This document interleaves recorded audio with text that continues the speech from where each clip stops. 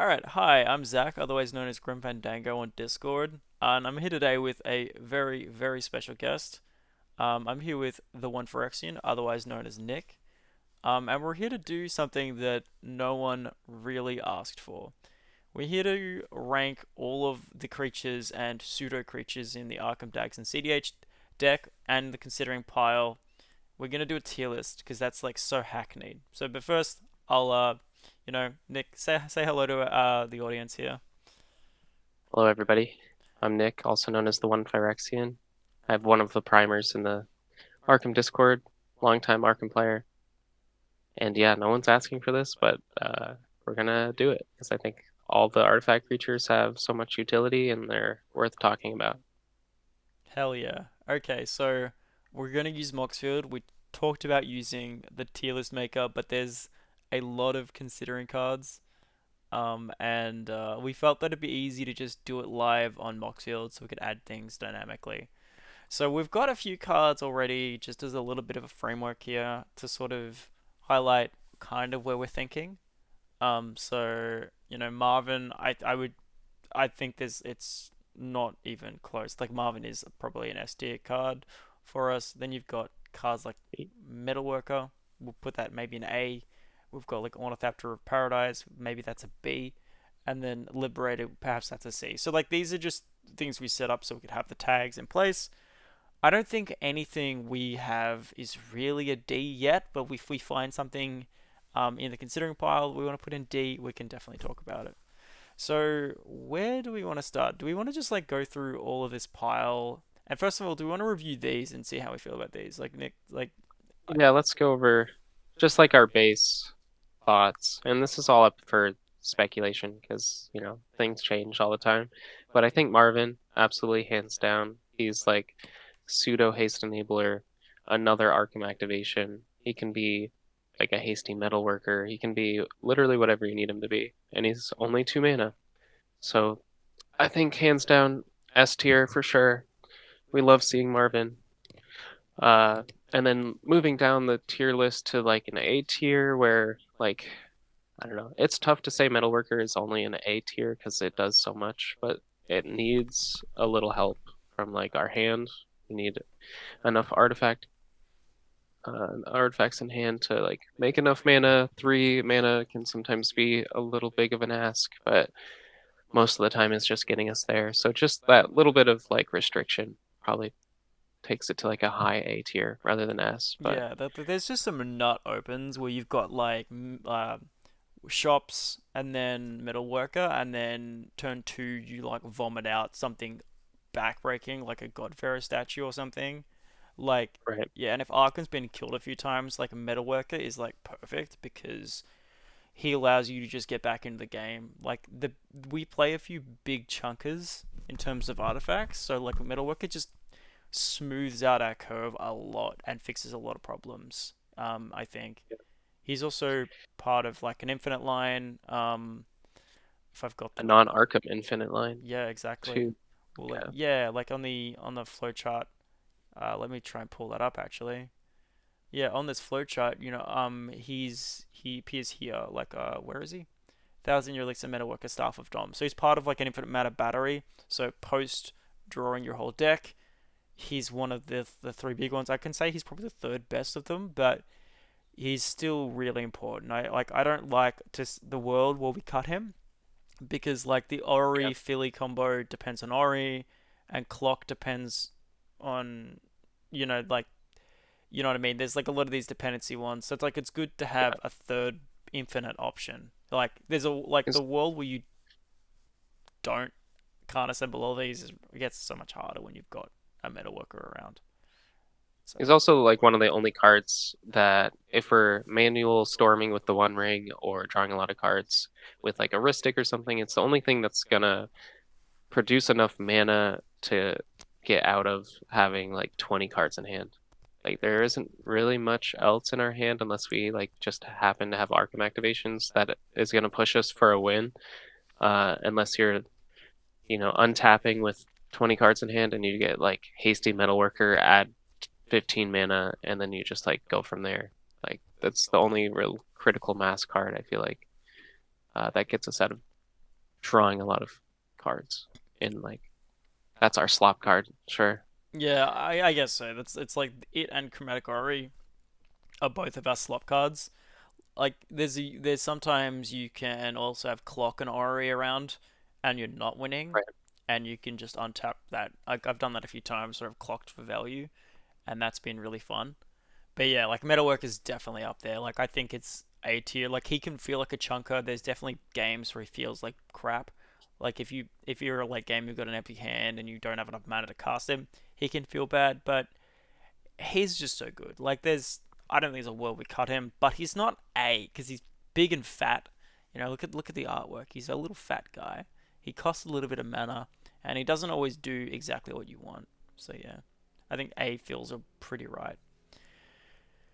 B tier. Moving on. Moving B on. tier. Yeah. This is it's a little more tough.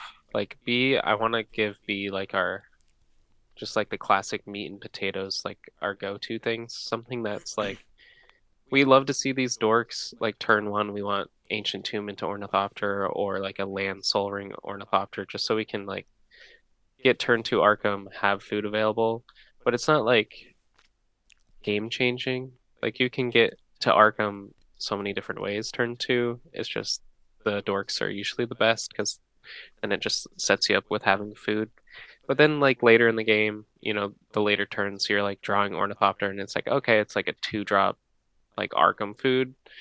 It's not really doing much for us. Would we rather see other food? Probably. Especially Like turn almost three, yeah, in those short games, you're that. like, oh well, that gets me blue next turn, but am I gonna see next turn? Probably not. Exactly, yeah. But like, So I think that's like a good little middle ground where the dorks are good to see, but they're not necessarily game changing. I will say that Ornithopter is probably The best. the best of them because it's an O2, so it's got a little bit of a bigger butt, so OBM doesn't check it. It also makes blue. Technically Yes, makes anything, but blue it definitely makes. So that's like I would say that's like easily our best of the crop. And for then sure. yeah, it 100% it's the meat and potatoes. Like it's so hard. The difference between B and A is really not that big. I think we like as much as we say that there's definitely times where they don't feel good. More often than not, and I'd say 80% of the time, these do feel good. You know, even if you're like, if it's not need what you need right now, usually we'll want to throw one of these out so we're ramping because Arkham could die Right. and then we can rebuild using these things. So Yeah. yeah, I love to see it. absolutely We love to don't see give it them. enough credit, but Yeah. late game when you're like, oh man, I really just need to draw an untapper or something, and you're like, Ornithopter of Paradise. Probably not getting there, but Yeah. still love to see it. Yeah, but sometimes you just need that food off the top, and that's exactly what it It's true. is. So you might be betting on a big mana hand with no food, and then you see this guy, and you're like, perfect, let's go. All I need. And On to moving on, C yeah, tier.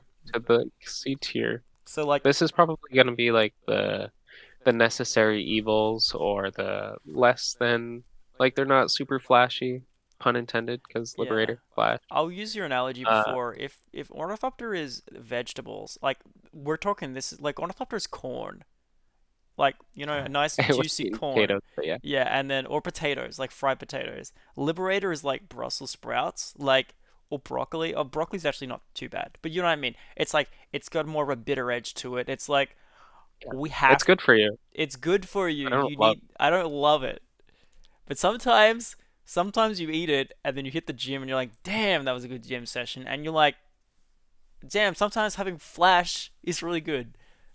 Like sometimes it's Yeah, really rare where it matters, but it's like I think Born was a little it's better relevant. for those plays because it's like 2 mana.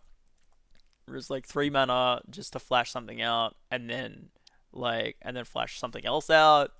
It's a whole thing. Yeah, Like he doesn't it really. can be a sneaky poo He at can. times, but He can. Like you can sneak him out and be like, ah, you didn't think I had an activation, sucker. Like, but it's rare when that happens, I think. But yeah, right. he's okay. There's definitely like those edge cases where like you have Liberator and maybe like a surveillance camera or something in your hand, and you like that's like best case Oh scenario. no, You but have all this Valence already sneaky. has like. Oh, Oh, I it see. has flash already. Yeah, exactly. But You can But you get like you sneak in a food and then you like flash in your surveillance and get like an extra untap or something. But yo I here, don't know. let me cook. There's a universe where you have 5 mana, right? Oh no, four. I think you only need 4 for this. So you have nothing on field and you pass with 4 mana. And then you flash in Liberator, then flash in Ornithopter, then flash in Surveillance and just jam. Like, could happen. Yeah, Yeah. yeah. You just like pass with Arcum and a bunch of mana up, and everyone's like, guys, we got to deal with Arcum, and you're like, I don't even have an artifact creature, What are you talking and then about? it's like, Yeah. oops, Liberator. Yeah, So exactly. I mean, there's that. But I mean, more often it's like we're going through our mom line, and we need that flash enabler. And Liberator is just providing us that flash enabler and also being an artifact creature. So 100%, just yeah. one of those things. Yeah, So that's where we're at with like the tiers anyway. let's hit up some of these other guys here. So, do you want to start with Invasion Sub? Yeah, let's start with the not artifact creatures in our artifact Well, creature also Possession Engine. tier Like list. I really want to get that one in there too. It's Um in the considering. yeah, okay. We'll come back to Possession. Let's add, come on, let's We'll add. just start top to bottom. Yeah, okay, Add it. yeah. Go ahead. Go ahead, add it. Okay, all right. We Cuz can like talk Possession about Engine is so freaking cool. I just need to it. find where I'll the add hell it. he is. Yeah, Yeah, you add it and tell me when it's added and then I'll refresh. Thank you. it's in there. All right, sick. Let's hit refresh. Um okay, thanks man. So, all right. We In can talk about our honorary creatures first. That's fine. I feel like this is honestly ranked pretty much in how we feel already, which is kind of cool. They're ordered that way. So like Yeah. Invasion Sub is the first one. Now I'm gonna take the mic first. So I have been a bit like critical of this card because I'm like, just play counter spells, yo, and like we already have a lot of good interaction in the deck already. I come from Magdaland where Spine feels like if you're tutoring for Spine, you're losing, and I very much approached Invasion Sub the same way with the same mindset. But Nick, you're gonna back me up here. This is not even close. This is so much better than Spine, like for our deck. It is so much better. I was so happy to see this card get spoiled because I might have been the one of the last people playing Spinovish. I don't necessarily know why. It's more like local meta thing where people are playing Collector Oof and Null Rod, and I'm in a situation where I have an Arkham activation and I can't use my artifacts. So like spot removal on an Arkham activation to get rid of a Null Rod was just like really good for me. And them spoiling this and being like, how about you do that, but it's also an artifact creature. And it's also blue, so you can pitch it to force. And it has this weird waterbend ability where it's like it just becomes an artifact creature, not till end of turn forever. And waterbend Right. means um, you can tap Creatures artifacts and and creatures artifacts. and artifacts. So like you can tap itself. I think that's fair. You can tap itself. You can tap other creatures, and like recently we've been like, and I'm talking incredibly recently. Pizza. This guy called Pizza in Discord has been cooking and looking at lines where we can, like roach lines that involve invasion sub that have got the mana down quite a lot. So you can like Yeah. tutor for surveillance camera, bring that into play, untap Arkham, then tutor for invasion submersible. Um, ATB, you've got the bounce trigger, But respond to the bounce trigger, and then use the surveillance camera to and another creature and sub to effectively crew invasion sub, and then resolve the bounce trigger to bounce surveillance camera, tapping Arkham again, and you just keep going like that. So there's a lot of really cool synergy here with this card to not only play defensively but also to just jam and get that mana cost down, yeah, which is insane. just has so much utility. And then always at the end when we're like, it can do X, Y, Z, and then the last thing is like, but it's also an artifact creature. Yeah, It's just tutorable.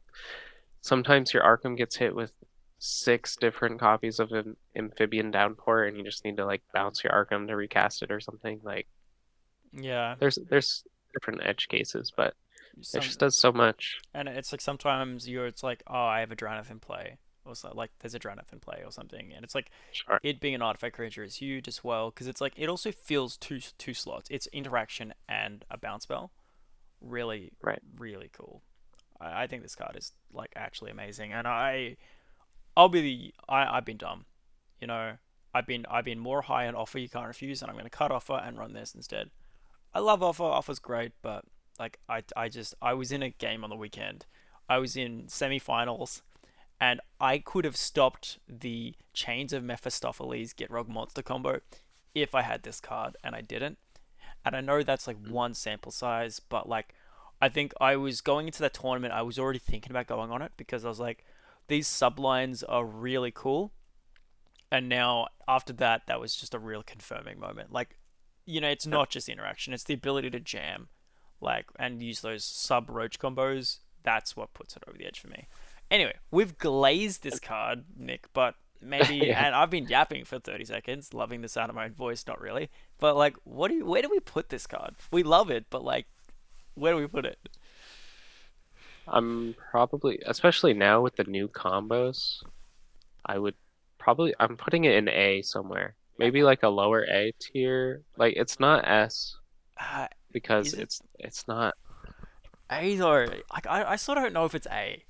I don't know. It's between A and B for me. Like, it's not S. I don't think it's close to an S. I think. It's definitely not S. It's not C because it's like it's doing so much now as interaction and combo, and it's so much more castable than Spine of Ishzak, I will Oh, say. 100%. Yeah. Like in a That's why I was feeling like a low A. yeah, it thing to do. Yeah, it's interaction is so valuable. Like it's hard to rank interaction because every piece of interaction is a vegetable, but it's how good the vegetable is. Like this one is a vegetable that also is a creature. The only thing I wish it had is flash. Sure. If it had flash, that'd I be think like, that's fair. yeah, it not And having, it's like way over yeah, but like edge. in our deck, it does almost sort of have flash though because of Arcum. So like it's like you can't really fault it for that. Um, Right. oh, You're like wanting to put it B then, huh? I don't know, like it's 3 mana, like it's expensive, it's a chunker. I don't know, man. Like this is I also think that there's a lot of people who still aren't on it. So like Hopefully that changes soon. I feel hopefully, like this card is becoming a staple. yeah, especially with Surveillance Camera, that made this card even better. Um, Let's we could do B plus. How about that? Me in the middle. sure. All right, let's do B plus. Let's add a category, change tags, B plus. I do feel pretty good about that one actually. Like it's sort of it's somewhere I in like that between. it puts it below B on our list, but that's okay. Oh wait. Uh, that's funny. Let's fix that actually. Oh wait, no, that definitely doesn't work. That's gonna put it up to S. You if you do B plus, then maybe it'll be above. I'm not sure. Damn. This is live, baby. This is live. We're doing We're it gonna leave. live. This is so funny. Uh, Let's just change it to B. Let's just put it in B's and just know that it's B plus yeah, okay. in our hearts. Okay, yeah, that's fair. In our hearts, it's It's there. it's in our hearts. It's B plus. I feel like that's probably I feel good about it. I that's us splitting the difference, but I probably put this more lower than a dork, but just in terms of maths because it's like interaction's great, but it's like I don't know, like it took me so long to realize this card was good. I just need more time to realize that it's actually amazing. But yeah, like I'm happy with B. B and B plus is good. Anyway, Night Scythe. This card. How do you feel about this? Because I've never been on it. The card is cool. Necrons are fun. I'm only testing it now for the first time because of these new invasion sublines. I felt like we had better options for like getting multiple creatures, like a mere sire or like a combat courier or something. or even If a I was win, just like or even a windmill. like the mere turbine. Yeah, That and like I just compared this card with Flute, and because Flute could win me the game off like one artifact creature, I just put Flute above this card, and then I haven't even been playing Flute recently, so I don't know. This one just kind of got put on the back burner for me. I do think being able to tutor creatures is a nice, that's a nice plus. yeah, I'm gonna have to test it a little more and see how I feel about it. But with the new invasion sublines, it definitely makes me want to play it a little more. Uh, yeah. It makes me want to play it a little bit more, but like I am still. The thought of cutting flute hurts my brain because of the determinism that it enables for the deadline. right. But like, but it's so minor because you can just deck in your hand with the deadline anyway most of the time, and you're fine. But like again, if your mum is like in your hand, then it's sort of like you're just relying on flute to kind of assemble the win at that point. Oh no, not necessarily, because you can draw your deck with Ori or Yeah, stuff. staff or there's Yeah, I don't know, man. possibilities are endless. I'm probably putting it in C right now just because by itself, it's not doing a whole lot. It's not something we would love to tutor, but with the consideration of like invasion sub, it's like playable. I Yeah, think it's always been like playable, but that's every card, I feel like. I feel like C is like where the threshold of there's like C plus, which is Liberator probably, which is like it's maybe there's You gotta run it. yeah, Yeah. you gotta run it, but you hate it. And then you've got C, which is like you could run it, but you might not. And that's kind of where I let's do that dumb thing again. Let's not Yeah, we're just gonna know in our hearts we're that gonna know in our it's heart the Night Scythe is there. Like there are people that absolutely freaking love this card because it's the 2-for-1 deal at McDonald's. But yeah, I don't know, man. BOGO. Yeah, Get BOGO artifact creatures. yeah. Possession Engine. None of us have played this card, so it's purely vibes. This is Um, just a Zach honorary mention. hey, you like it too, man. It's really cool. I know you do. I think it is cute that we can tutor like a gilded drake, but I don't know. Are we doing anything with that? I mean, Maybe not. yeah, like a sub is better. Like I think you've got to look at this and then look at sub because they like on the axis of where that matters. Sub also does that, which is get rid of a problem. It's just like how permanent that solution is. So like this is I mean if you look at it as well, it's like 5 mana. That's really freaking steep. Double blue, really freaking steep. This thing's like uncastable if you see this in hand. Like worse than flute, unless you have Ori. Yeah, It also is Crew that's fair. 3, which is like, where does the guy you could get It's enter pretty heavy. tapped? Yeah. Okay, so You steal something, but it does not untap it. yeah, okay. So, but the cool thing is that and like you wouldn't want to sacrifice this yet anyway. But the thing is, the thing you steal could be used to crew it. So that's kind of Right. a thing. You'd So have to steal something very impactful, like someone else's flash enabler or someone's, like Kinnan has a basalt on the stack, and you're like, I'm gonna take that. yeah, wait, does it? I don't It's not a bizarre. You take that cannon. Yeah, that could know, work. like Kinnan. Yeah, yeah. Yeah, it's interaction. I think it's very cool, but the cost kind of just prices it out. Like 3 or 4 is kind of like our limit for most cases, unless it's something like Mhm. Mum, which is like 6 and 4 blue. Like this is It's not winning us the game, more than likely. yeah. This might be our first D tier. I th D being, don't play this. D being it is D, but like there is a world where drakes become really hot again. But then you're asking, but like in that universe where drakes become hot, like you might be like, well, just play Drake. You know what I mean? Yeah, we draw this card for turn, and you're like, man, I really wish this was a Gilded Drake. Yeah, because then at least I I get something of theirs, and then I can go via the mum line and sack what they get anyway. It becomes an Yeah, artifact. It becomes food. I guess, definitely D. yeah, but I I'm guess not playing this card. the upside of this is you get this and their thing, which it means if you have encroaching mycosynth, you can sacrifice their thing. That's something. Sure. You Yeah, should be winning at that point yeah, you should be. already. But it does sort of you can kind of see the calculus of the gears turning, right? It's like you're getting two creatures for one, in a sense, maybe there's something to that. Right. You're Uh, playing an opponent who's also playing Arcum, and you steal their filigree sages yes, or their Arcum. yes. Yeah, or you steal their Magda. But yeah, we can move on from this card. Okay, thank you. Alfredo Alchemist. All right, our first creature. We Um, don't even have the retro foil printing on. That's a shame. I, There, it's I it's changed it's it. the list retro foil. We can't have the list. This card. Shout out to Hunter, who loves this card. He absolutely loves this Uh, card. Shout out to Nick, who owns a Retroporter foil Mercmask version of this, who doesn't run it. yeah, Yeah, I did play it for a little bit. It didn't come up a ton for me. I do think untappers are just so good, so I do think this card is absolutely playable.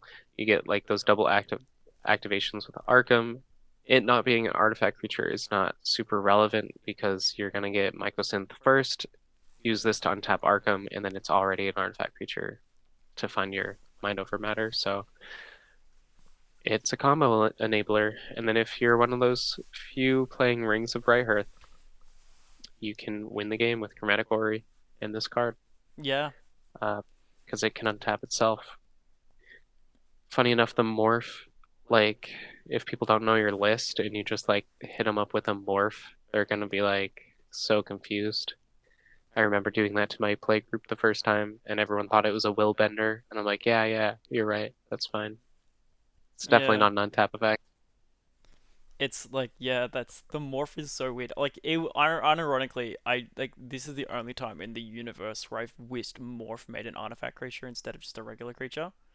Because that actually Right? would be so rad if it did. You morph it and you get to choose. Like, I think that angle That is, is like, that would just be sublime. you'll have to hit up Wizards, the new Yeah. manifest, making a morph to artifact robot or something. I think, like, we have to kind of talk about these both in tandem, I think, because they are so Yeah, similar, and that's Vizier of Tumbling Sands. It costs 3 mana. It untaps a target permanent, which is, like, better than a creature or artifact, I think. it does say another target So permanent. you can't win with rings here. Yeah, Um, it does not target itself. It's like it's a little different because we're probably just using the cycling ability of this card more often, not as an uncounterable untap. Yeah. So like where these differ is in terms of this is on field and it's like oh big scary Arkham gonna win next turn and then you become like the Magda problem. Whereas this card is I can play it as my second artifact creature for turn and if I'm going by the mum line and I already have an on tap effect, I can just win the game. Admittedly that's probably 4 mana. And the flexibility is that I can cycle and then it's an uncounterable untapper and that's like surprise yo, surprise, here it is. Like, you didn't see that coming. I mean, everyone always sees the untapper coming, but anyway, you get my point. It's a surprise card in that way. So it's got that modality. It also draws you a card, which is huge for the mum line because then you have a card to pitch to it. So there's a lot of I would rather be on this than this. I think personally. Where do you sit on that, Nick? Hmm. It's tough because as like a Feto being like a pseudo mana dork as well, because it can untap your like Soul Ring or Seed of the Synod or something if you're really down bad. Like best case, it's untapping a Mana Vault or an Orrery. And It being and a it, mana and dork. and being at like that 2 cost level means that it functions in that space better. Okay, is what you're getting at. Right. Yeah, because like the 3 CMC is a big ask. Can Yeah. we cast this and do stuff with it? Yes, at 3 mana, but am I gonna want to? Probably not. But like this, as untappers go, I think I much rather just have like a twiddle or something. Yeah. I mean, I've So I'm putting Feta over Vizier at this point in time, just because it has extra combos. It's less CMC. Uh, Granted, it's a little more heads up. It's just like way more castable, and it has better bling factor, which it's always relevant. Yeah, I could say that. Like I'm on the reverse. Like I think that there's more flexibility with Vizier in terms of drawing your card, being a flash untapper, and also still being a creature second, and that's kind of how I see it. And drawing your card Mm. is really crucial. So like if you're going for that mum line, it restocks you. So but like That is nice. yeah, so like they're both really good. But I think that Hunter is super high on rings. He's very ring pilled, which is why he likes Alfredo Alchemist. Um, He's on both, I think. Is he on both right now? Okay. He changes things all the time. We love Hunter. It changes. Yeah. So like he's yeah, I could totally see Universal is on both. He loves that sort of stuff. Um so yeah, like where do we sit though? Are these D's for us? Because neither of us are on them. Uh,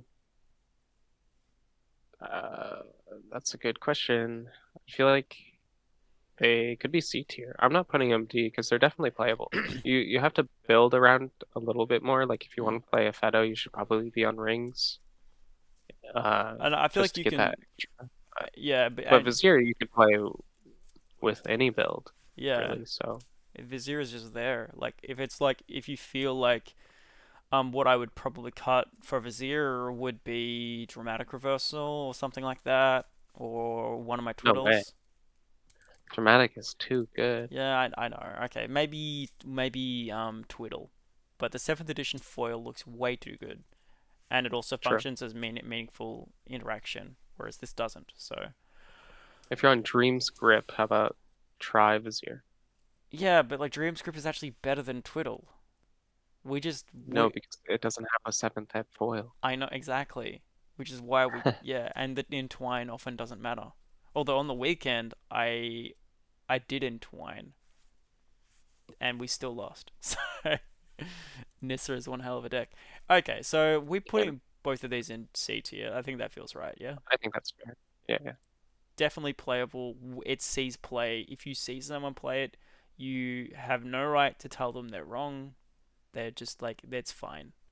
Like, and Liberator is the crown of the C tier. It's the one that actually makes it across the line. In every single sense of the word, it's like it's the one where we say you should play this. Okay. Are there any more of those ones? Like, there's all of the garbage ones here. Like, where is it? Ioreth.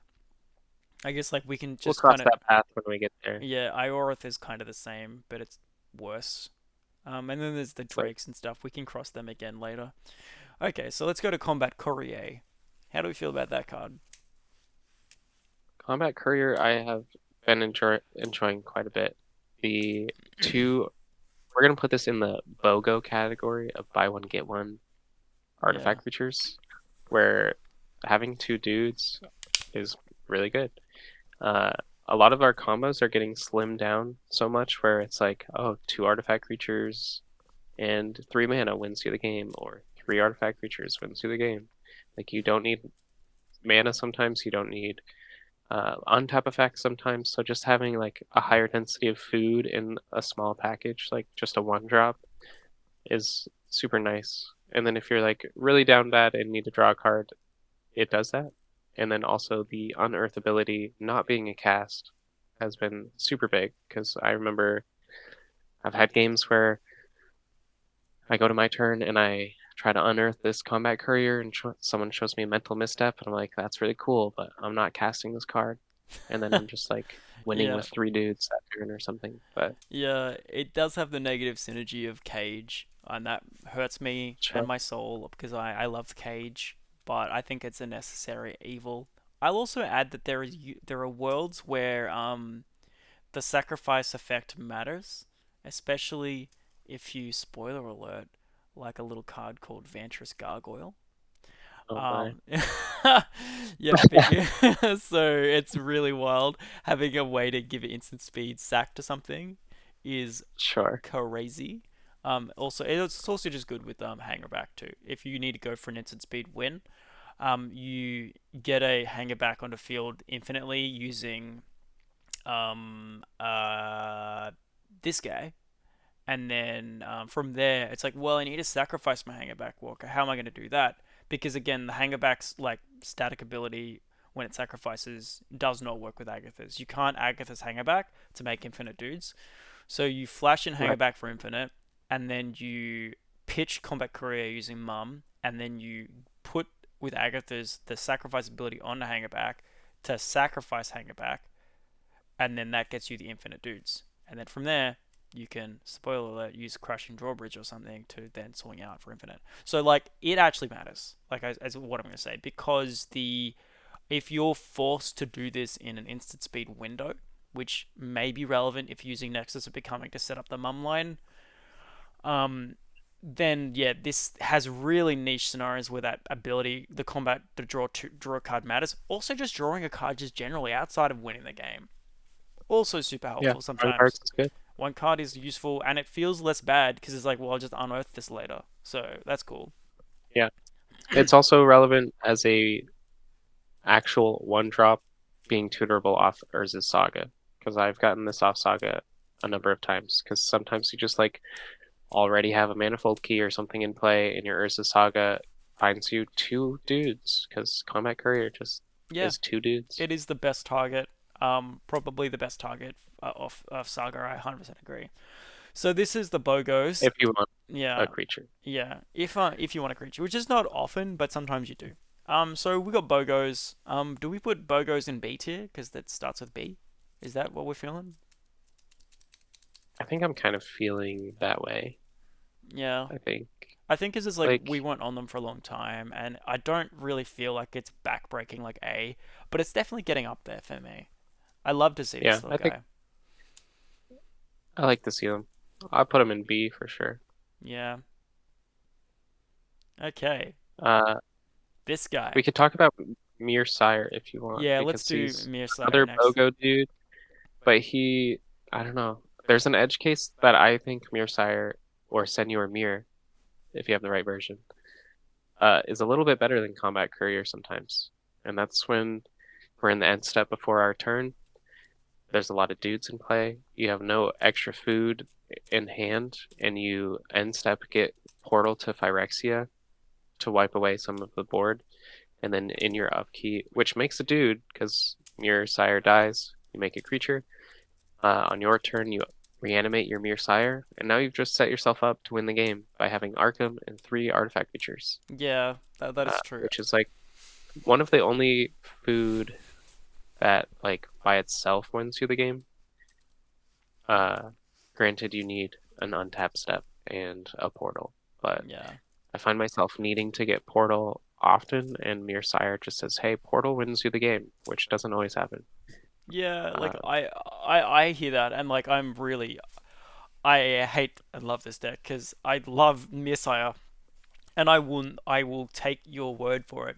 I am just so like pinched for slots right now, and the reason I'm on this and not this is because I cut Phyrexian Walker, and I was like, cutting Phyrexian Walker for combat career feels okay because it's like a 1 mana difference, whereas like mhm, Messiah was a 2 mana difference. So I was like, I was gonna go on one and not the other. I felt like this was probably the better all round pick because it gets you get it off Saga.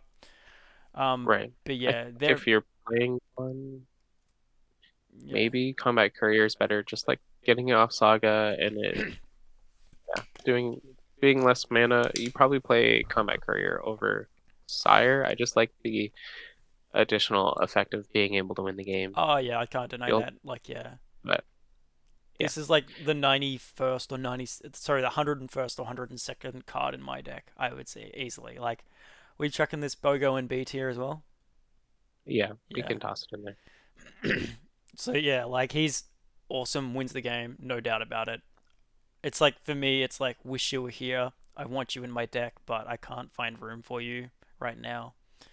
Yeah, it's Um, cuttable. for sure. Oh, for sure, but it's really strong, especially now with the roach lines where you have three things and you activate to go get roach, and then you pay 4 mana to one tap, and then you go get, and then you just win the game. Sure. Or using repurposing bay. Like I've done videos on roach lines before. If you want to know more about them, ask in the Discord server or watch the video. Check out those videos in the primers tab. Exactly. So Let's talk about our easy easy, next couple S tier picks. hell yeah, Com yeah, Corridor Monitor and Crashing Drawbridge. We'll talk about them separately, but yeah, these cards so gas. Love to yeah. see these cards. Corridor monitor like literally wins the game. It's just like it wins the game, you resolve it, and they're like, "Well, you got force? No. Well," and they're like, "Can you do anything? Can you do anything? Can you do anything?" No. The I guess yeah, and the cool thing is it's like target artifact or creature you control, so it's like it's not easily swattable. I mean, it is because you can swat it to itself, which is kind of bad, but yeah, it's like it's the downside of them swatting is they're not going to untap their mana vault or something. But yeah, like generally speaking, Corridor Monitor wins the game. You resolve it. If they don't have force or a swat, then Kill it's spell or or yeah, etc. it's all ogre for them basically. You have another creature in play and this, and that equals win the game. So Yeah. The easiest only thing here. this card is yeah, easy S tier. The only thing this card's missing is a way to give Arcum haste. Like if you're like make a creature for Arcum Dagsson, you'd be like, yeah, I want an artifact creature that untaps. Yeah. And we're like, yeah, this is it. There are worlds where this feels really freaking awkward though, where it's like it's your only artifact creature in hand, and you've got a Arkham will come at next turn, but I need to tempo play an artifact creature this turn. That sucks. Yeah. And but like that's just sometimes that's the world we live in. And it's like a ritual too sometimes if you have like a mana vault or a chromatic orrery, some or even like your mantle storming with a one ring. Just like untapping is good. Yeah. It's also part of the Roach Lions where you use Repurposing Bay to go get you sacrifice Roach to get this, and then just win that way. Get It's double untaps. It's yeah, part of the flute line if you want to go that route versus Hangerback Walker. Like cards never leaving the deck. yeah. We want a second copy. We want a second copy and we want a secret layer printing of it because the foil from this set looks bad. They're really dark and it's really sad. Alright, so Crashing Drawbridge, another card from the same set. That's cool. We love this card, right? Absolutely. Yeah. I, this is like maybe one of my favorite cards in the whole deck. I just think it is so good. Definitely one of the best creatures. Putting it with like it's easy S. I don't know how to explain it more. It's a haste enabler that's food, Yeah. and it's only 2 mana. It does so much. It's an 0/4, so it's not easily just dying.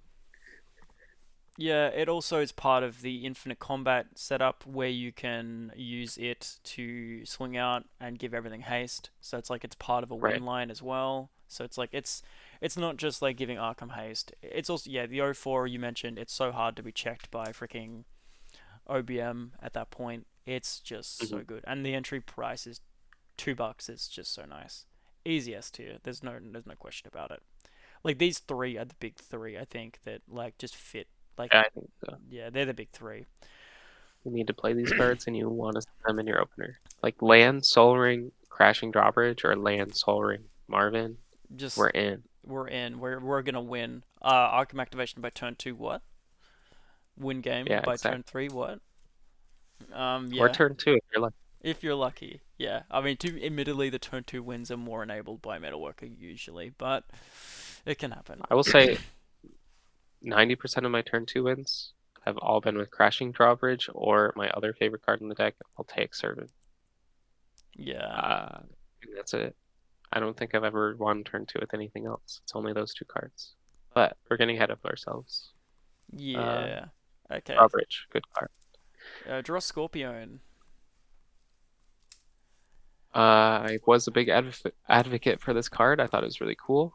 It being You. one toughness is really tough. It being one toughness of four, like, feels like an actual crime against 4 mana. humanity. A Yeah. crime against humanity, honestly. It's like such a cool card. So the reason we started playing this card is you have Arcum, one artifact creature, and a draw scorpion. You activate on your artifact creature, finding encroaching mycosynth, and because the sacrifice is part of the resolution, the draw scorpion will trigger after you tutor, which lets you untap an artifact, which conveniently Arcum is an artifact after mycosynth hits the board. So you get that free untap. You eat the scorpion for the mind over matter, and you're off to the races. So like that was the draw to this card at first. So I think we were blind a little bit to the 4 mana cost because it was like, oh, we just win the game if we resolve this card, which is fair. Like I do like those sorts of cards. It's just like way too often it's dead in the hand. Like I'm not gonna be able to get the 4 mana, Yeah, or there's an and if I OBM in play and you feel scared to play it. There's that. yeah, Uh, there's like the other niche scenarios that I like used for it was to like untap my One Ring when my like creatures die. yeah. This also we should mention says another artifact creature is put into a graveyard that counts your opponent's Esper Sentinels and other cards like that. Like Esper's always eating a Bowmaster, and you're like, yeah, I'll untap my One Ring. Yeah, that's actually insane. But also in that scenario, you would not do that because you'd be tapping and you'd be like eating. You like Bowman would be throwing a ton at Arkham. So yeah, Yeah, but yeah, I mean, in that scenario, I don't have Arkham in play, yeah, but yeah, yeah. yeah. So it's like playable. It's What are playable. your thoughts? I think it's all the one toughness sucks. The cost sucks. The flexibility is very cool, but it's also not flexible. It just does untapping for 4 mana. It just does untapping, and I think that there's another card we're going to talk about immediately after this, which I think does a little bit more for 4 mana, and it doesn't have as many of the downsides. This also, the thing I don't like about it is that it pigeonholes you down the mum line a bit harder. No, it's not impossible to not do the mum line here. Like if you have MGE in play, so you can instead of getting responding by getting a freaking encroaching mycosynth, you can get MGE Encroaching, instead.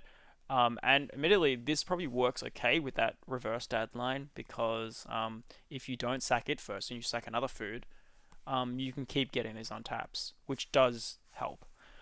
But yeah, like it right? does. It costs a lot. I can't put this too low. It's definitely in the playable tier. I would feel like it's in C. I don't play it though. But we have played it before, and I think anything we've played before probably gets a C almost by default because it's good enough. But there are probably better Yeah, options. I think it's definitely playable and definitely cuttable. So I'm fine with a C tier. Also of note for the other Bling fans, the foiling on this card is pretty good. It looks really good. I can Gives the imagine. green background like a little purpley color to it. Like Those Mirrodin foils are anyway, gas. All right. Well, I want Meriden to is talk good. about another couple of cards. So, where is Perfect Mind? Where is he? Want the the brain guy. Your living brain. Is surely Um, he's here somewhere. Where are you, living brain? I'm just gonna add him. Yeah, thank you. You can I I, refresh. I thought I did add him, and then I think well maybe we didn't. Because like I think that if you're talking about Dross, you kind of have to talk about living brain, and like I know it sounds crazy, but like people definitely play living brain. So It's top right, top right right. above. Yep. To the two to the left. There he is, Dude. this guy. So Living Brain, he plays very similar to Dross Scorpion in that at beginning of combat, target non-equipment creature on your turn becomes an artifact creature with base power 3/3, so it turns something into food, but it also could just turn your Arcum into food, which is kind of cool, and it untaps it. So, It almost feels more comparable to like a Voltaic Servant, mm, in my opinion, than a Draw Scorpion. But yeah, the the reason, 4 mana, yeah, it's 4 mana and wins the game yeah. because it turns Arcum into So I guess food, and you sack this guy, and then Arkham is untapped, and then it, yeah, it turns something random into food or untaps something, right? yeah, Because it's got it, to be an artifact. yeah. So like that's got like to me, I even though Dross does win the game, I like if I was still on Dross, I would probably swap it for Living Brain because I think there's just a bit more utility in Living Brain and that it can find you more food as well, and it also does the untappy tappy, Mm. which is like good. Makes you a little susceptible to creature Yeah, removal because it turns it into a creature, and then you have to navigate uh like summoning sickness. So if I don't know if there's a world you want to turn like your orrery or your One Ring into this for like the free untap, you just got to keep in mind like it's an artifact creature, so it will have summoning sickness if it's not been around. yeah. Like Uh, I think there's like a world where you turn like a Chromox with nothing imprinted in it into a food if you need sure. it to. Yeah, go that way. But almost always the target is probably going to be Arcum. Yeah, after a Yeah. month or something like that. Yeah, and then because then what you can do is, but yeah, you do need one extra food to make that line work. So it's still two food plus this to win, just like this is. Oh, sorry, it's Sorcery speed one of the food plus this equals win. But it is sorcery speed. though, right? So, but you what you can do is do part of the setup on your turn and then just hold up the second half, and then use that as a reactive piece on your. So you go get like what is it, encroaching mycosynth. So you turn Arkham into a food, respond, go get encroaching mycosynth, sacrificing living brain, and then with your one other food that you just happen to already have that wasn't turned into food by living brain, you then hold up and then go get mum when the right window is. So while these things do lock you in, um, you're not fully committed to just jamming on your turn. You can just do part of it and then be like, look, I'm going to I set up and then wait. So, I yeah. don't think there's a world your opponents would ever let you do that. If you're like, I could win the game right now, but instead I'm gonna hold up an instant speed win, I think you always either removal or they either have it or they don't at that point. Yeah, that's I think fair. I don't know. That's a magical, you know, Yeah, maybe that's Christmas Land to think like scenario, that. but I think Living Brain and Dross. Now I'm feeling even lower on these. Like Force CMC is just rough. Yeah. I'm gonna put them both low C tier. They're both playable. I just think we have a lot better options, especially now with some new spoilers. Yeah. For all those Marvel fans, we just got power crept already with Ultron, but Yeah. Do we want to we talk want to about talk here? about, I think we'll talk yeah, about Voltaic Savant first, though, because he fits in that. Ultra take Servant, Yeah. sure, So Voltaic Servant, he plays a lot like Living Brain. That's why it's a good transition. So it says at the beginning of your end step, untap target creature. So artifact. artifact. My bad. Artifact. So This is one of my favorite creatures. Between this and Crashing Drawbridge, they have got me so many different wins. Like yeah. our usual value plan is like land Mana Vault Servant and step untap Mana Vault, and then you're set up pretty good for your next turn.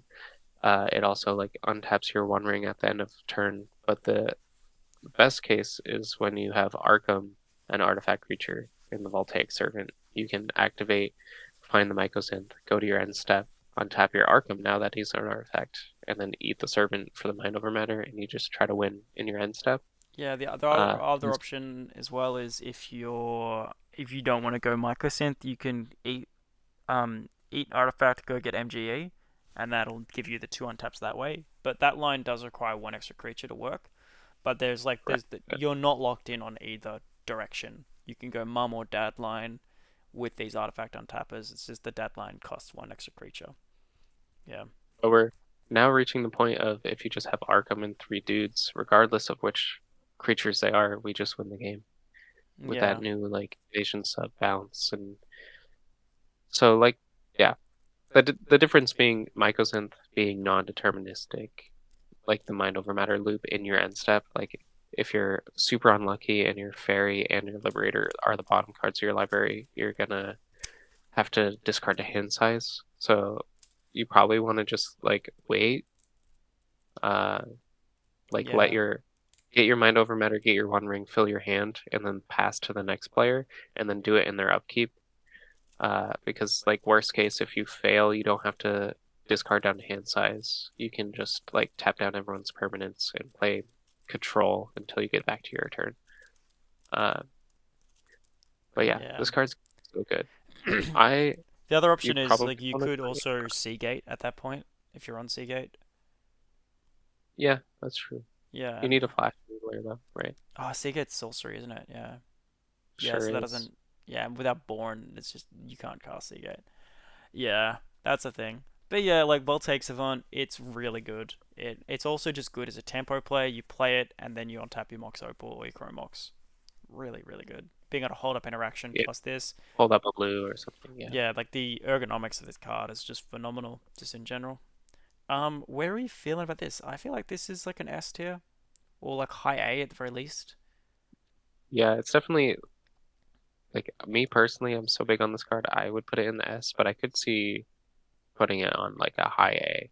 Like it does when you the game and untap is just like so good. But it being end step is like understandably not the best, but the 2 CMC is so nice. So Yeah, maybe high A. Let's put it high A. high A, It, yeah, it's but no, it's so like bit it's so good, borderline because like it doesn't just give Arkham haste. It doesn't just like untap something. right? Or it It does. needs a little help, but It's generally so good, and it's got just good ergonomics outside of winning the game as well. Like it's really strong. Like I maybe this is S tier as well. I don't know. Maybe we're just trying to be it being a nice. 1/3 is too. Yeah, it has a I really think we're big. being nice to Metalworker. I think Servant is like probably S, but Yeah, yeah. I don't Maybe know. we just chuck it in S. It's so yeah. That is weird that it's now okay. That's the weirdness of using both, like using Moxfield, is that it. Yeah. Okay, well we'll just put it in S. We haven't really found anything that fits into A, but yeah, it's really strong. Like maybe there's a world where it goes in either, but I don't know. Okay, Very astral. let's do Ultron. Oh, Yeah. but yes, the Ultron. That's right. The power creep of Draw Scorpion because it costs three mana. Yeah, so this is a card that you resolve it, you win the game. If you have one other creature in play. What's the one other creature line? Oh, sorry, yawning here. Um, You're good. You eat that creature for the sewer valence camera or roach. Uh, and on ETB you get to untap Arcum and pay two to make a creature copy of your sewer valence camera.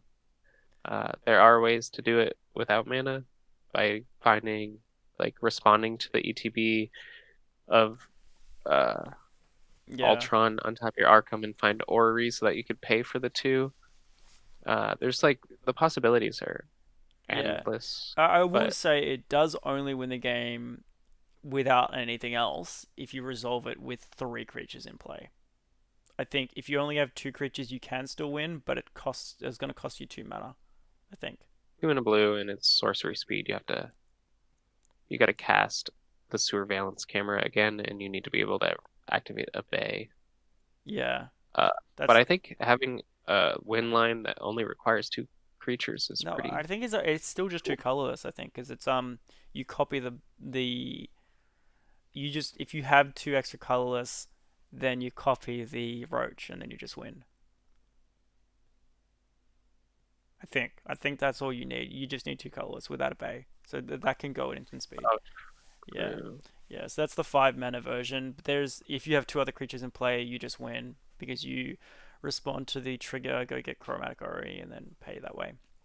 There's a lot of There's also the lines. line of getting sewer valence camera, untap Arcum, find invasion sub, bounce your camera, get another Arcum on tap, and then you find Nexus and go to combat, exile your Roach, get a creature Roach, untap Arcum, and you win that way. Like, there's so many lines. I feel like this card is opening up a lot of good stuff. Yeah, I need to go do the calculus again and see how many of them with the sub. I did my video on Ultron, and then Pizza cooked, and he was like, "Oh, look at all these sublines," and I'm like, "Cool." And now he's done a ton of sublines that just in general, like sub is just insane. So like there might be a line that's just it and one other creature and no mana. I don't think there is, but there might be one that's like it, Ultron, one other creature and one mana. I feel like there's something there potentially with that, where you bounce the camera and then you replay the camera. That might be a thing. Yeah. I'm not sure though. I need to like check into that again. But yeah, this card is really strong. Um, it is three, and like again, it depends on where we go with the combos. Um, two creatures plus this wins the game. I think the thing about that folly is that three creatures just wins the game in general. So there's that. One Big creature also wins the game. One additional. one additional creature and two mana. I think so. That's like that's really good. That kind of pushes us down a level. But then you're saying it's 5 mana for a turn, which is a lot. But you can kind of space it out a bit. I think that the utility here is the ergonomics of the general ability outside of winning the game and how useful that's going to be. So this card is not tested. There's a lot of potential. We really like it, but I think that we still need to do the work.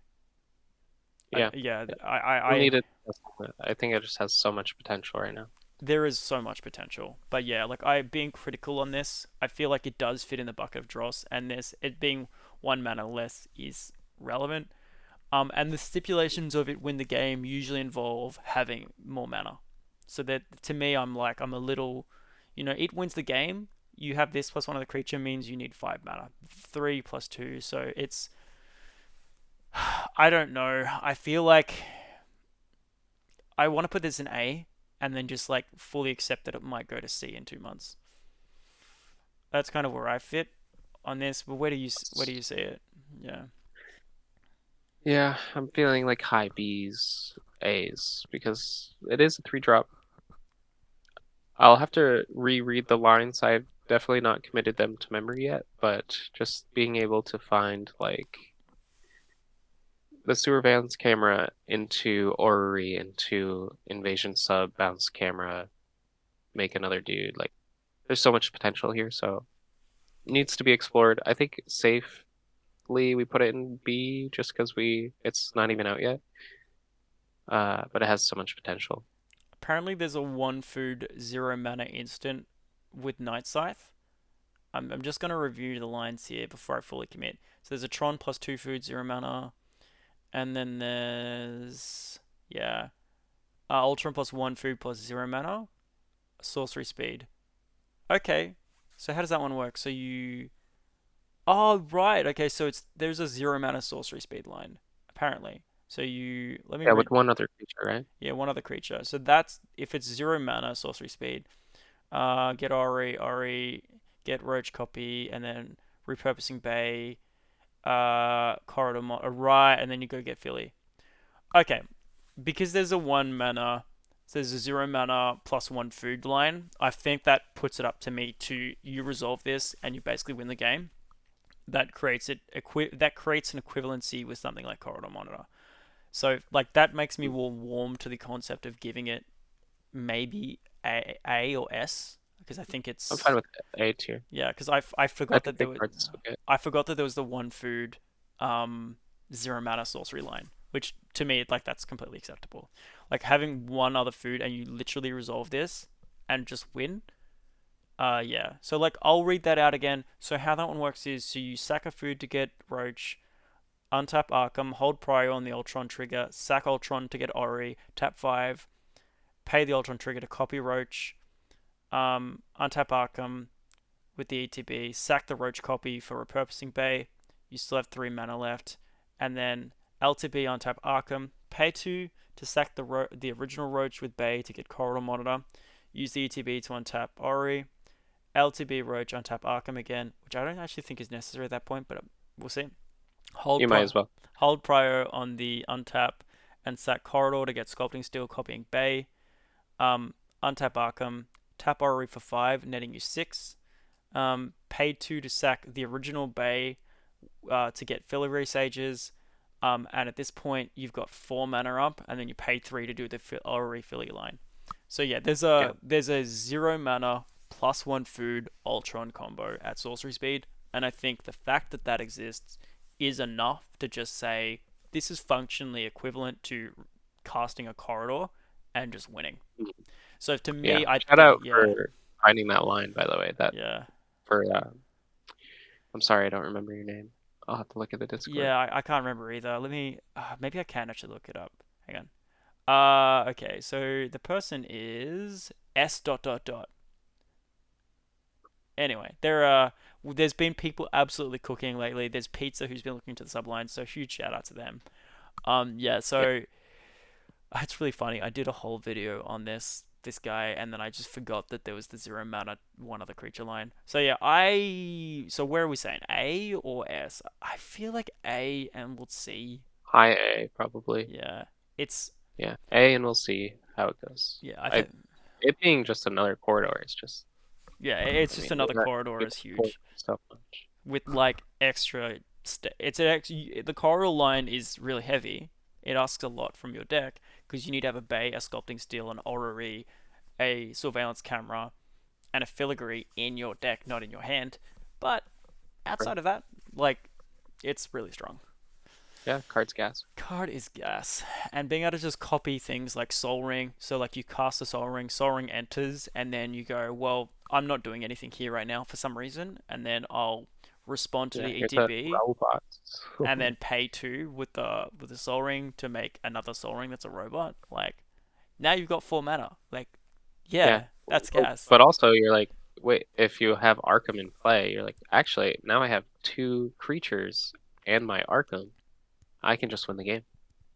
This Exactly. Yeah. turns, yeah, it turns anything into just like, oh, here's the one extra creature I need to do Yeah. the Ultron line. I Like, yeah.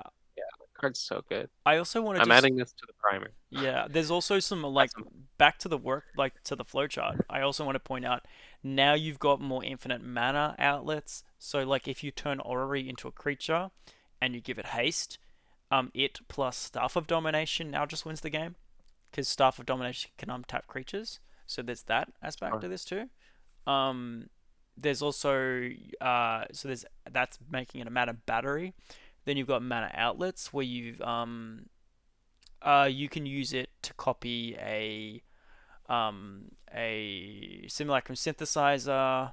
So there's like lots of things like that, which allows you to do. It's a backup for like sculpting steel if you don't have another one of those. So then you can use the copy of simulacrum synthesizer to make infinite constructs and win that way. So there's infinite win potential enabling with this. There's a lot here. This card just adds a lot to the deck. I almost certainly will be adding this to the deck, but I will almost certainly be crying in going through the process of trying to do that. So, Trying to remember the line. You're like, what's the line? no, like, what do I cut to add this guy? Oh, what do you call Yeah, it? It's, well, conveniently already in my primer. If anyone is looking for cuts, you can compare a list and see how our lists are different. But yeah. Maybe at the end it of it, does make yeah, Gerard's unplayable.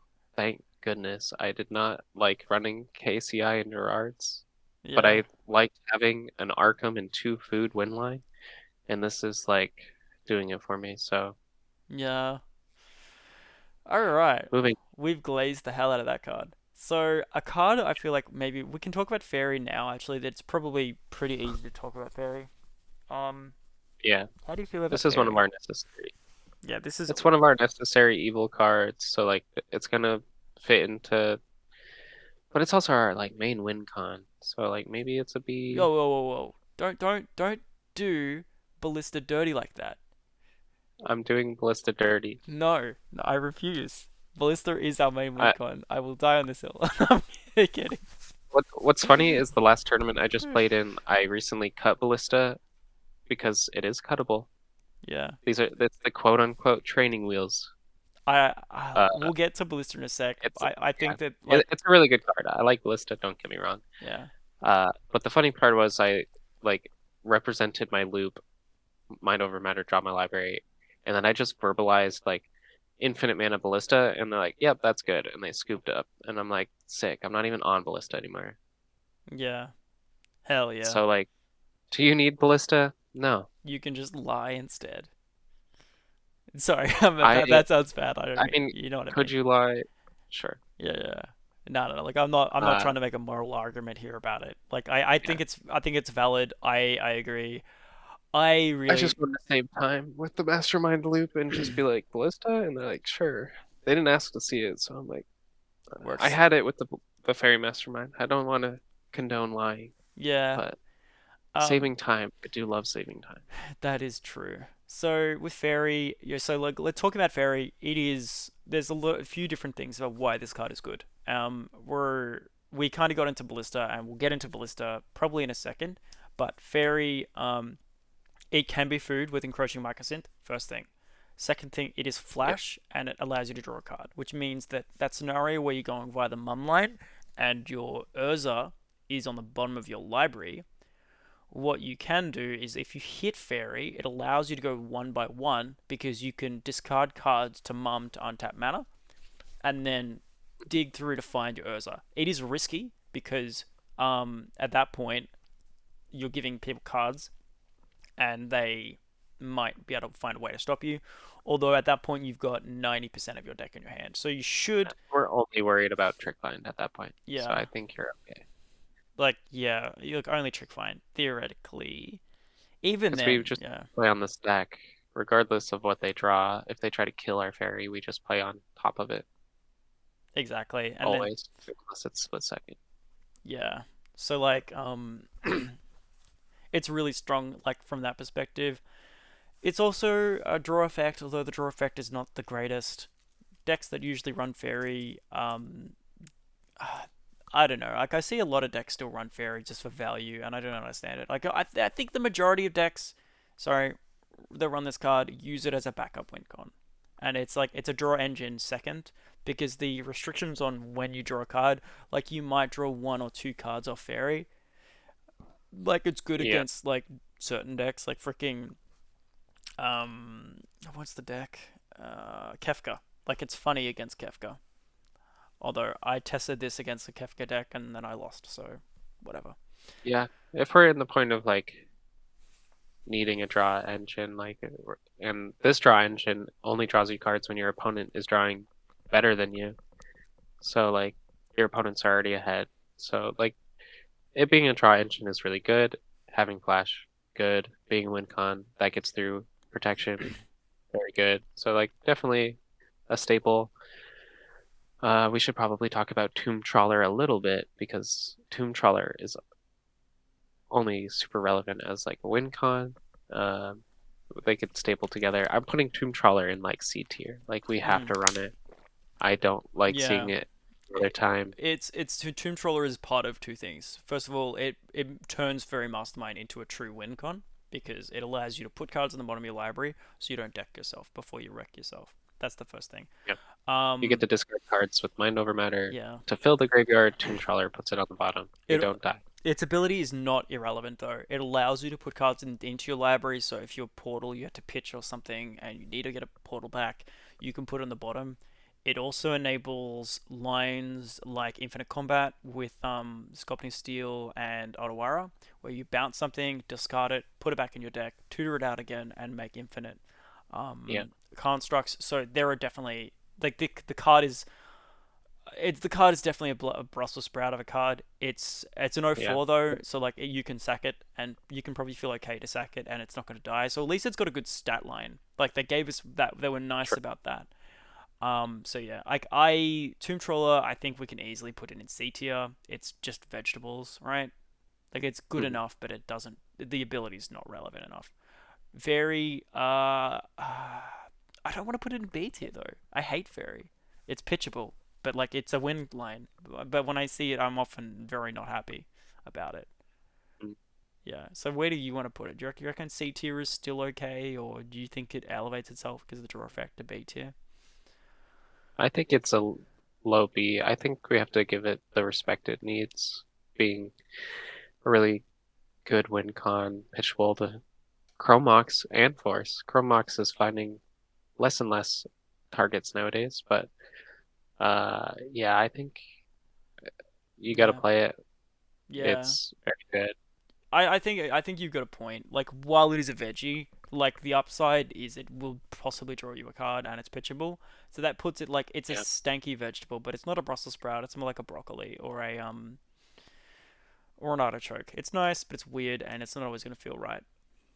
it's in the meat and potatoes category, Yeah. B tier. So can we talk about my good old friend now, Ventress Gargoyle? Because it is the foil to um to Fairy.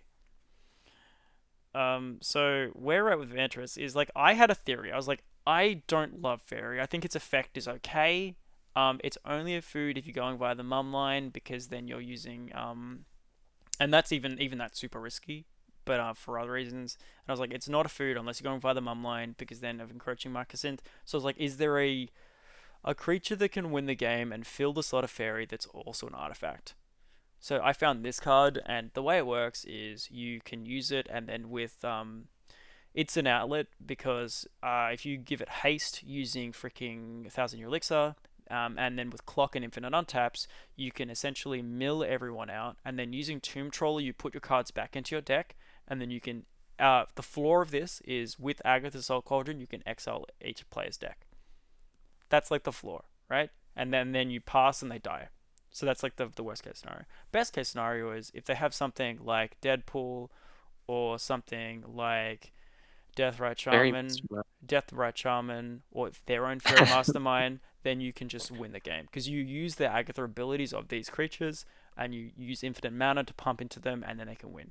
Yes, even Deadpool can win the game because Deadpool's ability that has makes your opponents lose one life. And then if you can infinitely create creatures with +1/+1 counters on them, which you can do using, I think you can use a Liberator. That's like the most convenient way to do it. But I also think that perhaps you can do it with,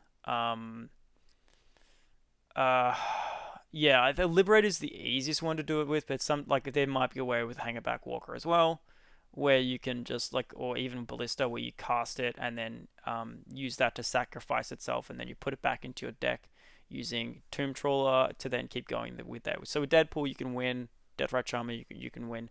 So Vantress Gargoyle, very cool card. It also it's top deck 2 to hate because you make everyone mill a card. So if they tutor using VT, then you haha got them, tap, and yeah. So there's utility here, and it's a 5/4. It's got a great stat line.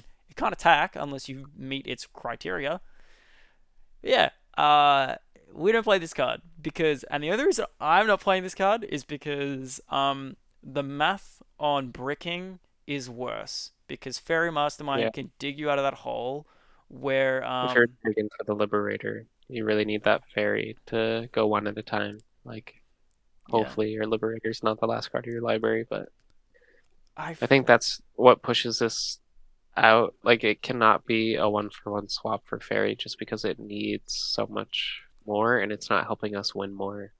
yeah, it's Uh, so close to me though. It's like if there wasn't that one issue, I'd be on this. it's a very cool theory craft, though. I do really like what you've come up with, but it's just sadly not quite It's playable. yeah. If we ever get something else like an artifact creature that allows us to cut fairy, and does fills another slot.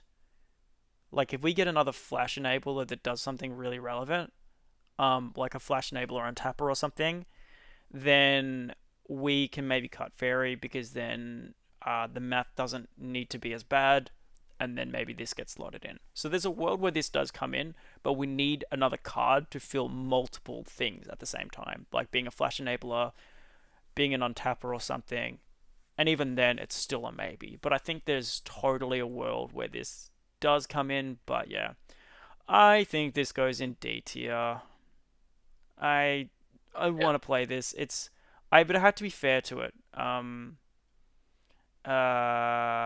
It's in the sideboard, so I don't think it. Yeah, yeah. There you go. Move to main deck. It's D tier right now. It could be C tier though. It's really really funny.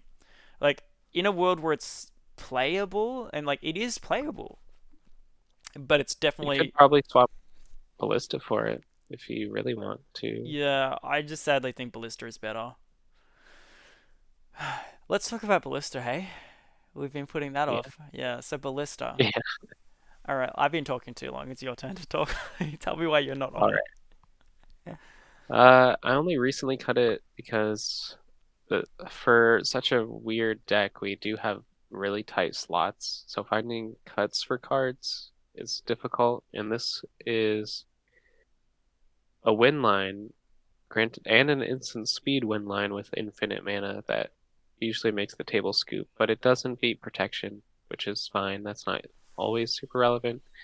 Um, But it's cuttable. I played it for the longest time because I liked having removal on a creature, just being able to like ping down important things has been relevant, and also just being like a 2-drop food if you really need something for Arcum to eat, but we don't necessarily need it. So I am a little cautious of like if we're in instant speed and we've gone to time and our fairy's not available, we just can't win, which is really spooky to That's me that's because that's where I'm at. Yeah.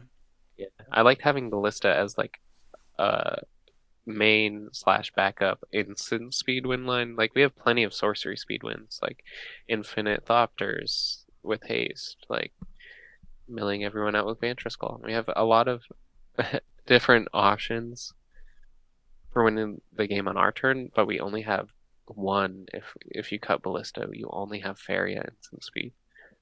So like that part has been spooky. It hasn't been relevant yet since cutting it, but I could see myself adding it back. Like Yeah. it is a good card, The maybe not necessary, part but of the reason I'm on it is its removal. All the things you said have me too scared. But the other thing is that it's just like I'm almost never gonna pitch fairy to force or anything if I'm not on if you don't Ballista. have Ballista, yeah. Yeah, and like you're It's gonna fine. like I know there's gonna be a time where like if I could pitch this I would, but I just physically can't. Yeah, being stuck at sorcery, even though it's like I could win right now, but I could counter this with my force of will that I have in hand, but I only have this fairy. To me, it's just not on. It's just too much, and that's why. And I also like the utility of it just being removal on a creature, like being able to ping down an OBM, being able to ping down a ROG. Sometimes that's super relevant, like in a turbo meta. Like, and it's It is. I don't think it's the card quality is there. Like I think it is, and I think it's quirky and it's weird, and I just think that there's other deadweight maybe again like I don't know what it is, but there might be other deadweight we trim instead. Like I think I would probably go off Ornithopter before I go off Ballista, which hurts. But yeah, that's kind of where I stand right now. But I can understand why people are not on it. I understand that Right. people don't miss it, but for me, I'm I probably just yeah I'm probably putting it in like the B tier of like meat and potatoes, playable. We like it. It does stuff. It's not the best card ever. It's not the worst card ever. maybe I'm I don't think very honestly good, but maybe I am putting it in. even C is fine. Maybe C is fair. Yeah. It's in cuttable territory. And I need to be fair and honest to the community. I know that everyone doesn't share the view that I see it. Removal is so high, but it's you know it's it's debatable whether it's even in the deck, and I feel like C is like that threshold. Although that being said, Mirror Sire is also in B, and that's debatable whether that makes it in. So like it's yeah, Mirror can win you the game though. Get Mirror you to a win. yeah. I mean Ballistic Ballista is only winning you the game. yeah, that's true. And Mirror can do it by itself. Yeah, that's fair. Just Arc. Yeah. It's it's a We're tough gonna thing. ignore the logistics and we're just, Yeah. we're just gonna keep going. Yeah, I guess. let's keep moving. All right, so Philly Sages. How do we feel about Yeah. this With the card? talk of win cons, like as much as I want to put this card S tier because It's it really so should be, not. It isn't though. it's like it is tough. Like it being a creature got less bad when repurposing Bay came around because we can tutor Bay to tutor the filigree and win with Orrery. We should mention it just wins with Chromatic Orrery. Yeah, You know, obviously infinite yes. mana. It's Yeah. blue. It Back to draws us a this. card. Philly Ori is the easiest infinite mana, infinite untap combo to explain in Yeah, our deck. 2 card, a Yeah. million mana combo. Yeah. Uh, if it's in our hand, it acts as one of those like not necessarily one of the cards that's like I cast this, I win the game. Yeah. That category because we just like Arcum for Orrery, get filigree, and if we already have Orrery, we're just gonna get like a Nexus or something so that we can avoid casting this card because it's gonna eat every counterspell ever. Yeah. Um, so like I do like seeing it. I want to draw it. The win line is really cool. Bang into it because we have Bay chains from 0 all the way up to 4. Um, but I'm probably putting it in like A tier. I find myself winning with this combo the least out of our lines, Right. but when I do win Yeah. with it, it feels good, Yeah, like you know? right now I usually do clone copy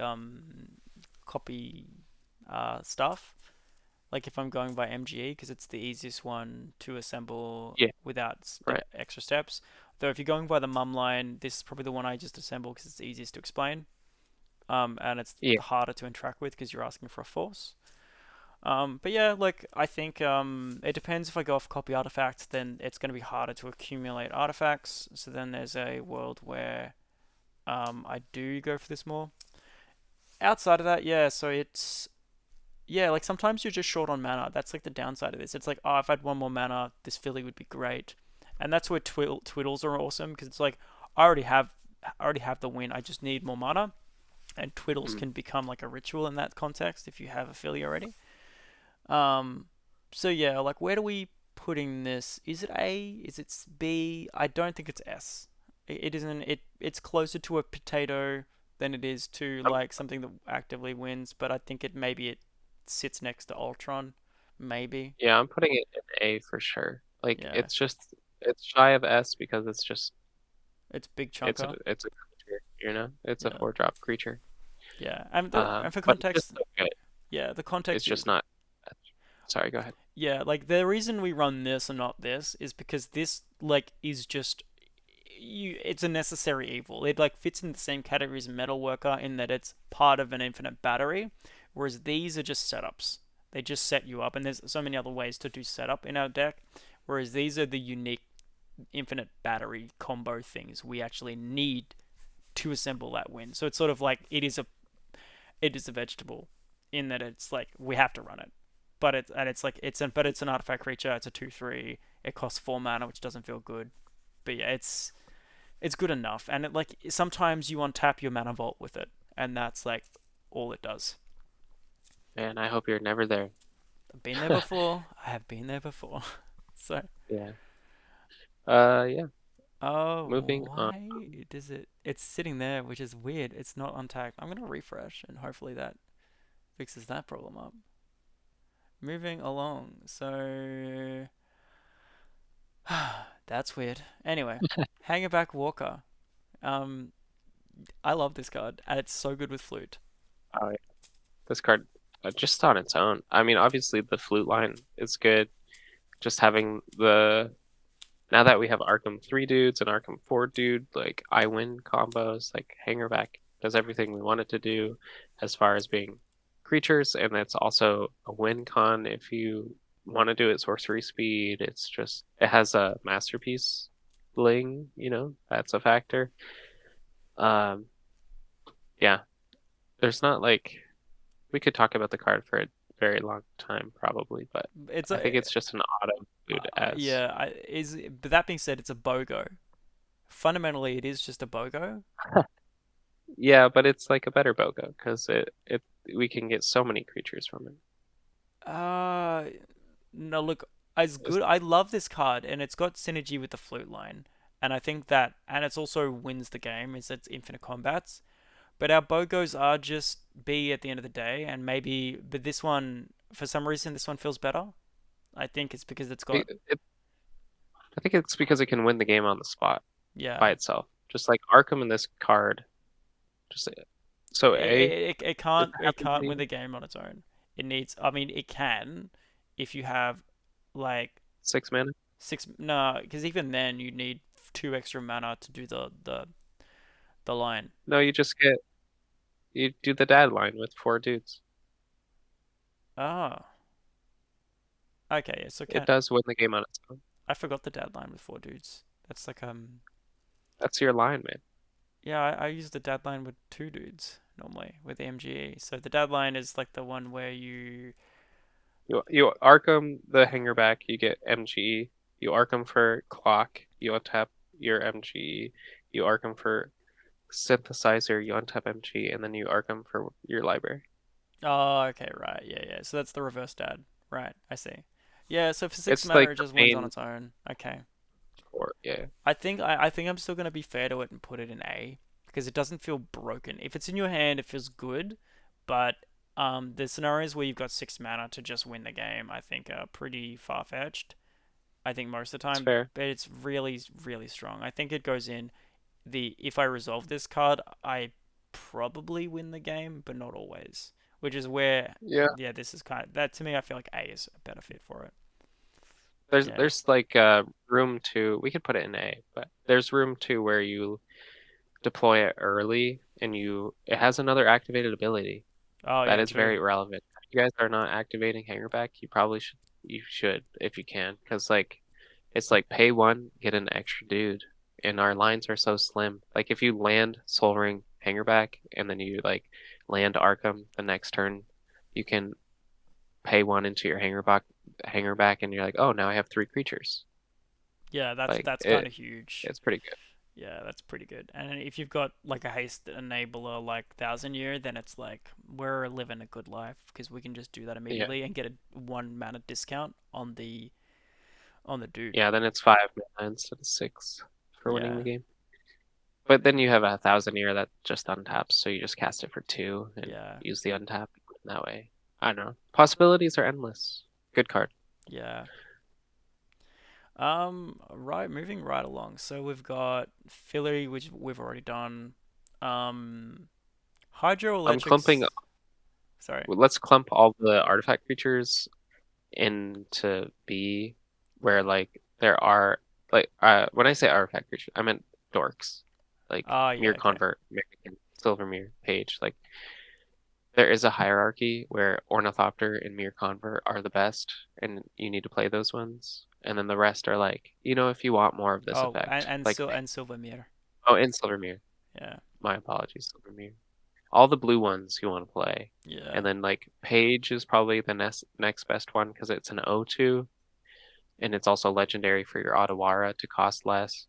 And then it's like Plague Mirror because it has Infect, I guess. yeah. But that's And so like it's foil is also super hot, but yeah. The foil being hot, like the mannequin also alternate version. Let's just check these out. So like the old one is the rough. old one looks. I love the old one. It looks whack. I like it. Yeah, it's cool. It also Milliken is a callback to the old mannequin design, which is really sick. Right? Yeah. But I've recently cut Plague Mirror and I cut Mannequin already. So I'm just on the blue ones and Page at this point in time, I I might think. be going off Plague Mirror. That might be the easiest and most painful decision of my life that I might do. It feels like Uh, I don't know. We'll see how that feels. and But while yeah. we're clumping things together, like the zero drops, the egg creatures, Yeah. they also have a hierarchy where Shield Sphere is the best, but it's realistically Ornithopter because it's got a masterpiece. Also Shield Sphere, Phyrexian Walker, where is it? Walk, yeah, Walker is technically better than it's in our maybe board, but that's fine. Yeah. You want me to add it? I added it. It's okay. So Okay. Christopher Walken is technically better than Ornithopter. And Hunter is like, why would I play this? And then he's like, and I'm like, bro, but it Ornithopter looks better. Right. That's Also, where I'm at. I'm on because I'm not on flute. If you are playing flute, I think you minimum have to run 2 eggs because if you draw one, you can't do the thing. yeah, Um, so minimum, I think you need to run 2. Uh, I don't necessarily want to run more than that. Like it's nice to have the artifact creatures, but I'd rather it do something. And then you just want big toughness so you're not getting bowmastered. And then yeah, like Shield Sphere blocks for days, Walker blocks for days, Ornithopter just looks good. yeah, We don't want to play Memnite because it being an O1 is or a 1/1 is just really tough. yeah. I don't think we need that many effects. We have too many good options before we get to Memnite. Yeah, that's fair. I will add it to the list. And I'll put it in like it's technically playable. I would say like it's worth the call out with Memnite. So Memnite, I guess we'd put in like C tier. I see people play I'd it. probably put it D. Like, why would you It's like? Do you nah, need like more of it's the effect? uh yeah, fair enough. That's valid. All right, so we'll go these ones. We'll put all of them in B. or is it C? Yeah, I think it's B, but like you don't have to play all of them. Yeah. Pick the ones you Pick like. pick which ones you like, play them. Except Mem Knight. Unfortunately, we're not doing Mem Knight. Yeah. The one toughness is just too bad. It is too bad. And then we've got Spellskite. We've got these ones left. So Philly we've already done. For some reason it's glitching out. Thank you, Moxfield. I love Yeah, I it. don't know. I don't know why it's Oh, take it out of unpicked. that's There you go. where. Okay. And save. Okay. Nice. We're getting Nice. there. We are getting there. So untied creatures. So we've got these three left. So we've got Hydroelectric Specimen. Let's quickly rattle that one off. This card. Okay, I like don't have to talk too much about it. I It's actually a land. I would like to talk about it. So it is a land. All right. Um, but it's also like, look, people often look at this card and their eyes just roll over and they go, "This is a pitch card land, whatever." I'm gonna pitch it to Chromox. I'm gonna pitch it to Force of Will. I'm gonna play it as a land.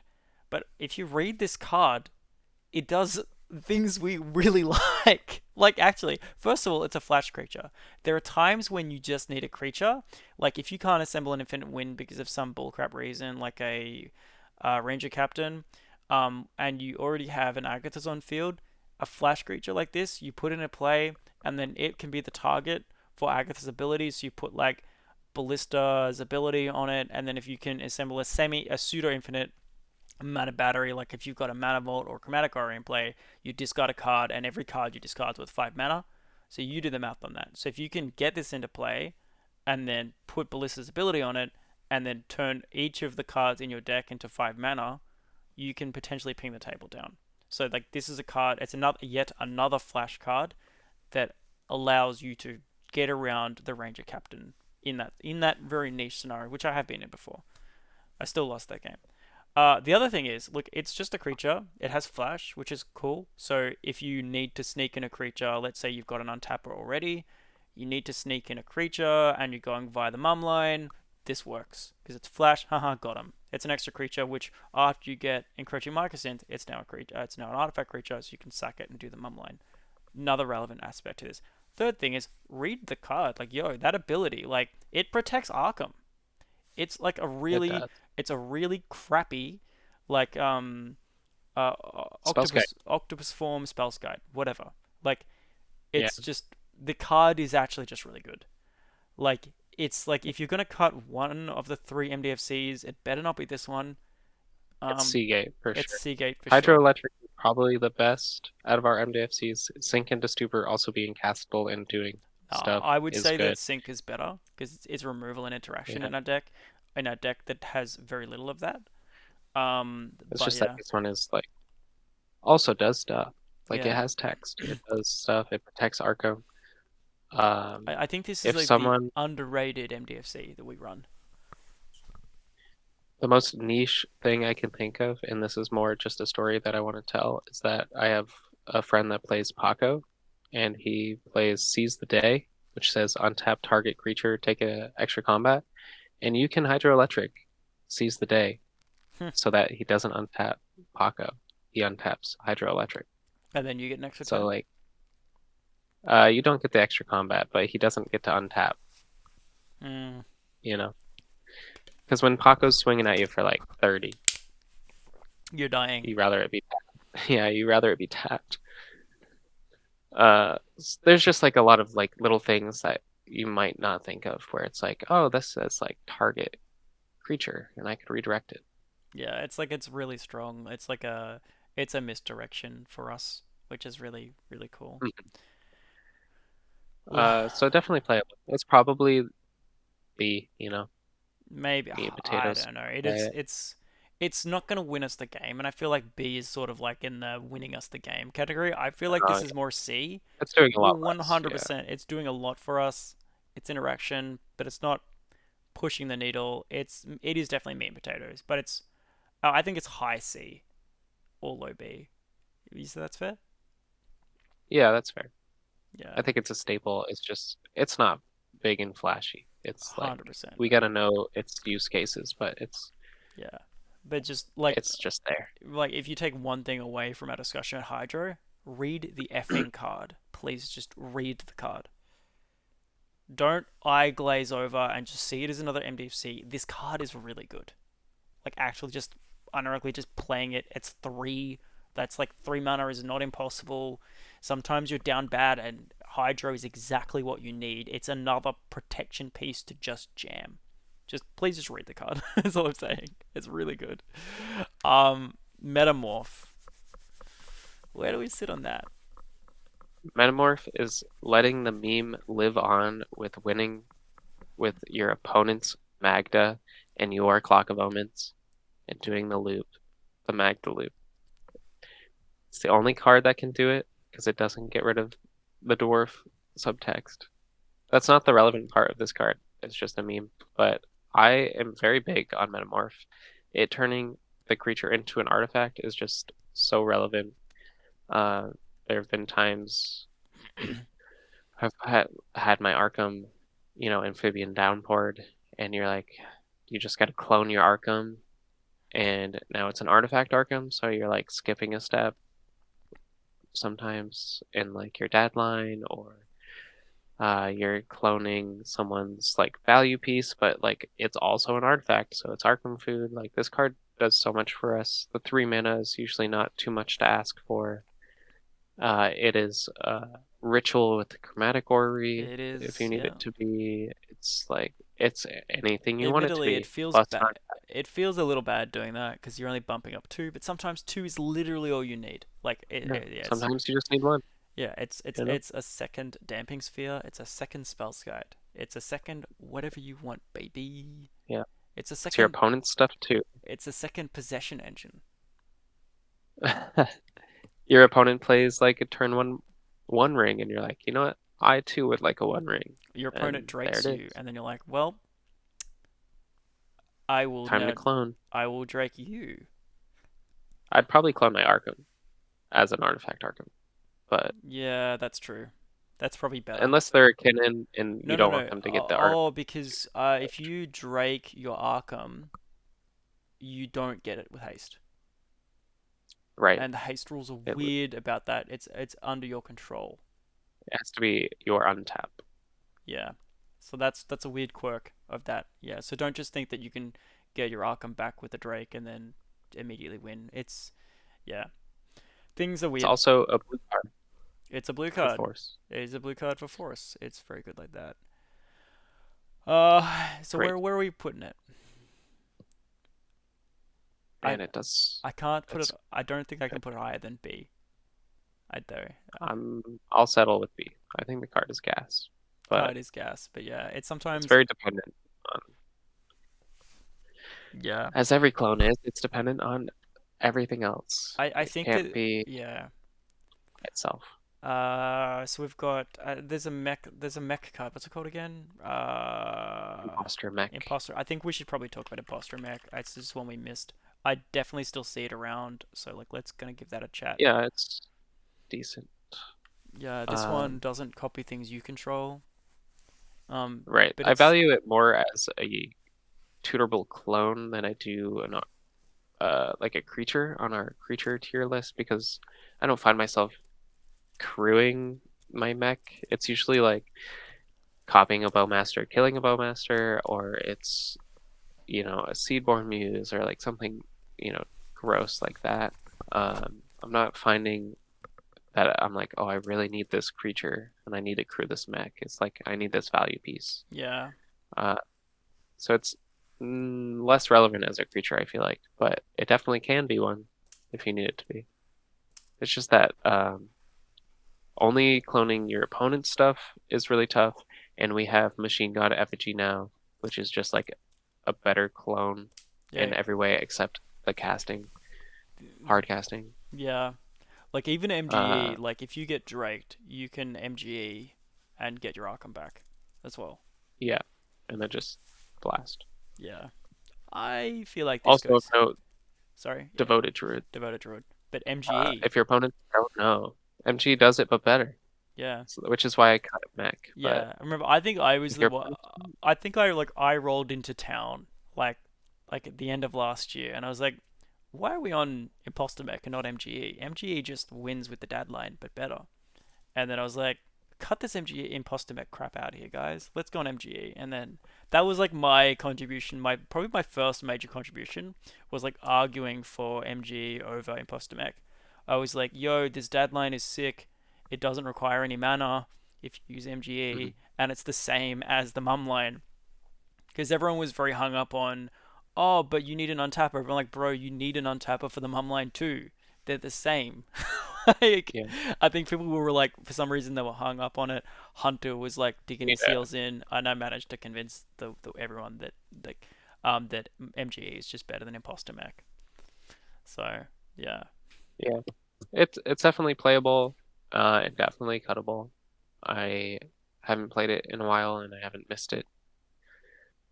The biggest part is just being easily castable, and it's yeah, also blue.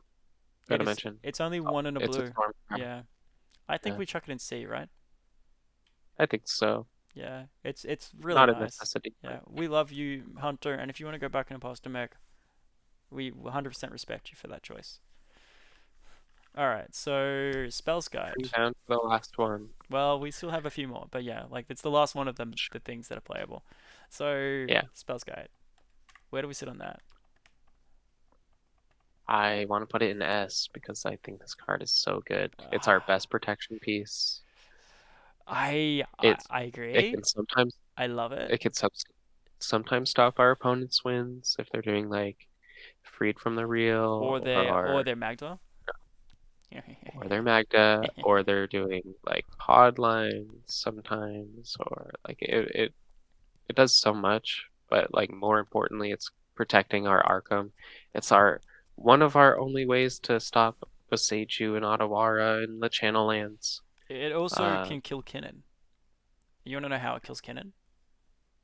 So the way it kills Kinnan is Kinnan already has a spell guide in play, and then you play your spell guide, and then you fight over the redirect, and then Kinnan dies somehow.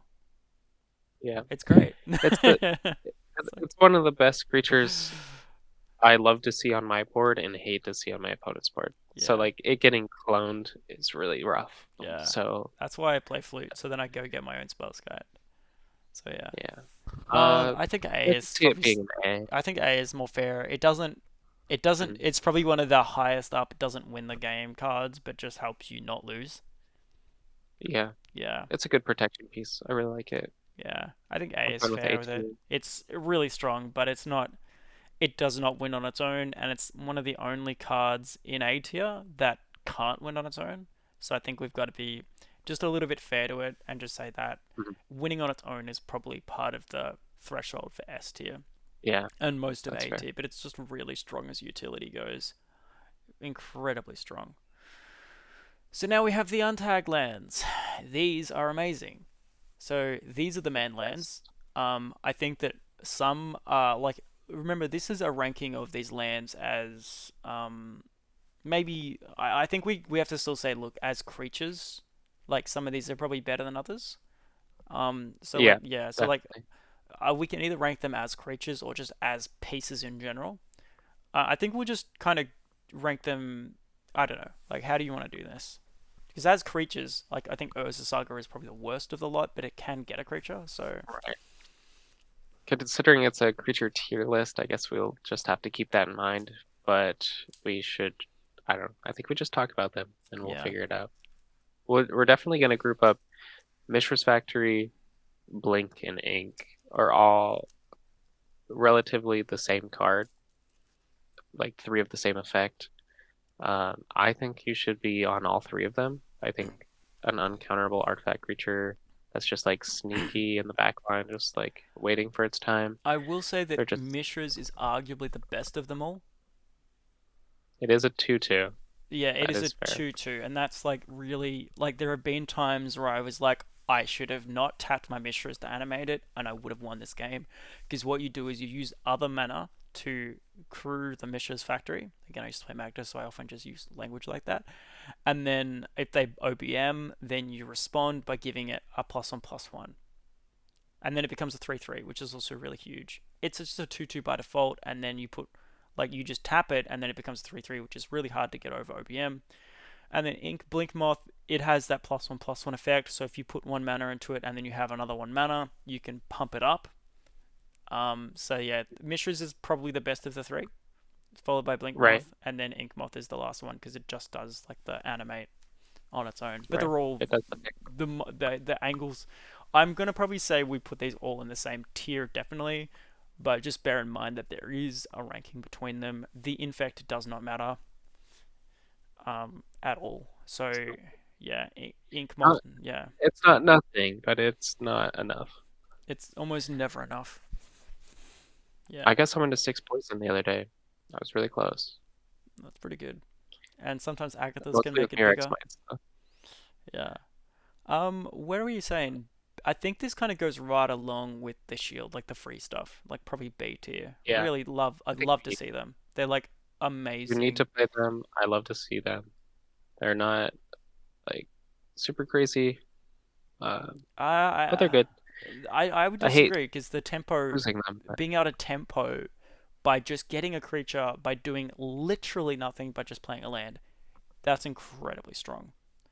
So being able to like turn three activate, a lot of the time your early activations are enabled by either having something free or having one of these man lands. So yeah, I think that's really strong.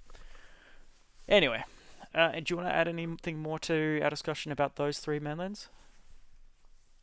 I don't believe so. I just think that you should play them because not everyone is on all three of them, and I think you should try to. Yeah, please go on all of them. They are all amazing.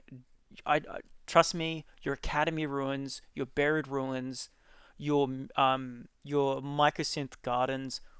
None of them are as good as these three cards. I know you might feel strongly about this, but trust me, you are almost certainly wrong about that. Find a cut somewhere else in your mana base first before you cut these three main lands. They are easily, as far as lands in our deck, they are S tier lands. But as creatures go, they are just like if we're ranking them as creatures, they are B. But they are S tier lands. I think that goes that's fair to say, Yeah, right? Yeah. I would agree. Mirex. Now this one people are more on the fence about. Um, Right. how do you I'm a feel big about it? advocate. So am I'm a I. big advocate for Murex. I think it's very good. Everyone sees it and they're like, "Wow, 3 mana is horrible," and I'm like, "Yes, but it also just wins you the game, right? It If you're one dude short and everyone's sitting on their Ristic studies waiting for you to cast that spell, and you just like Murex activate Murex, like it's a bot I understand. factory. Yeah, I understand it's really rough and 3 mana is really bad, but it just does the thing. It Like worst case, it's making a dude. You have to sequence it correctly so that you get the blue mana when you need it, because it's only the turn that you activate it. But yeah. um, yeah.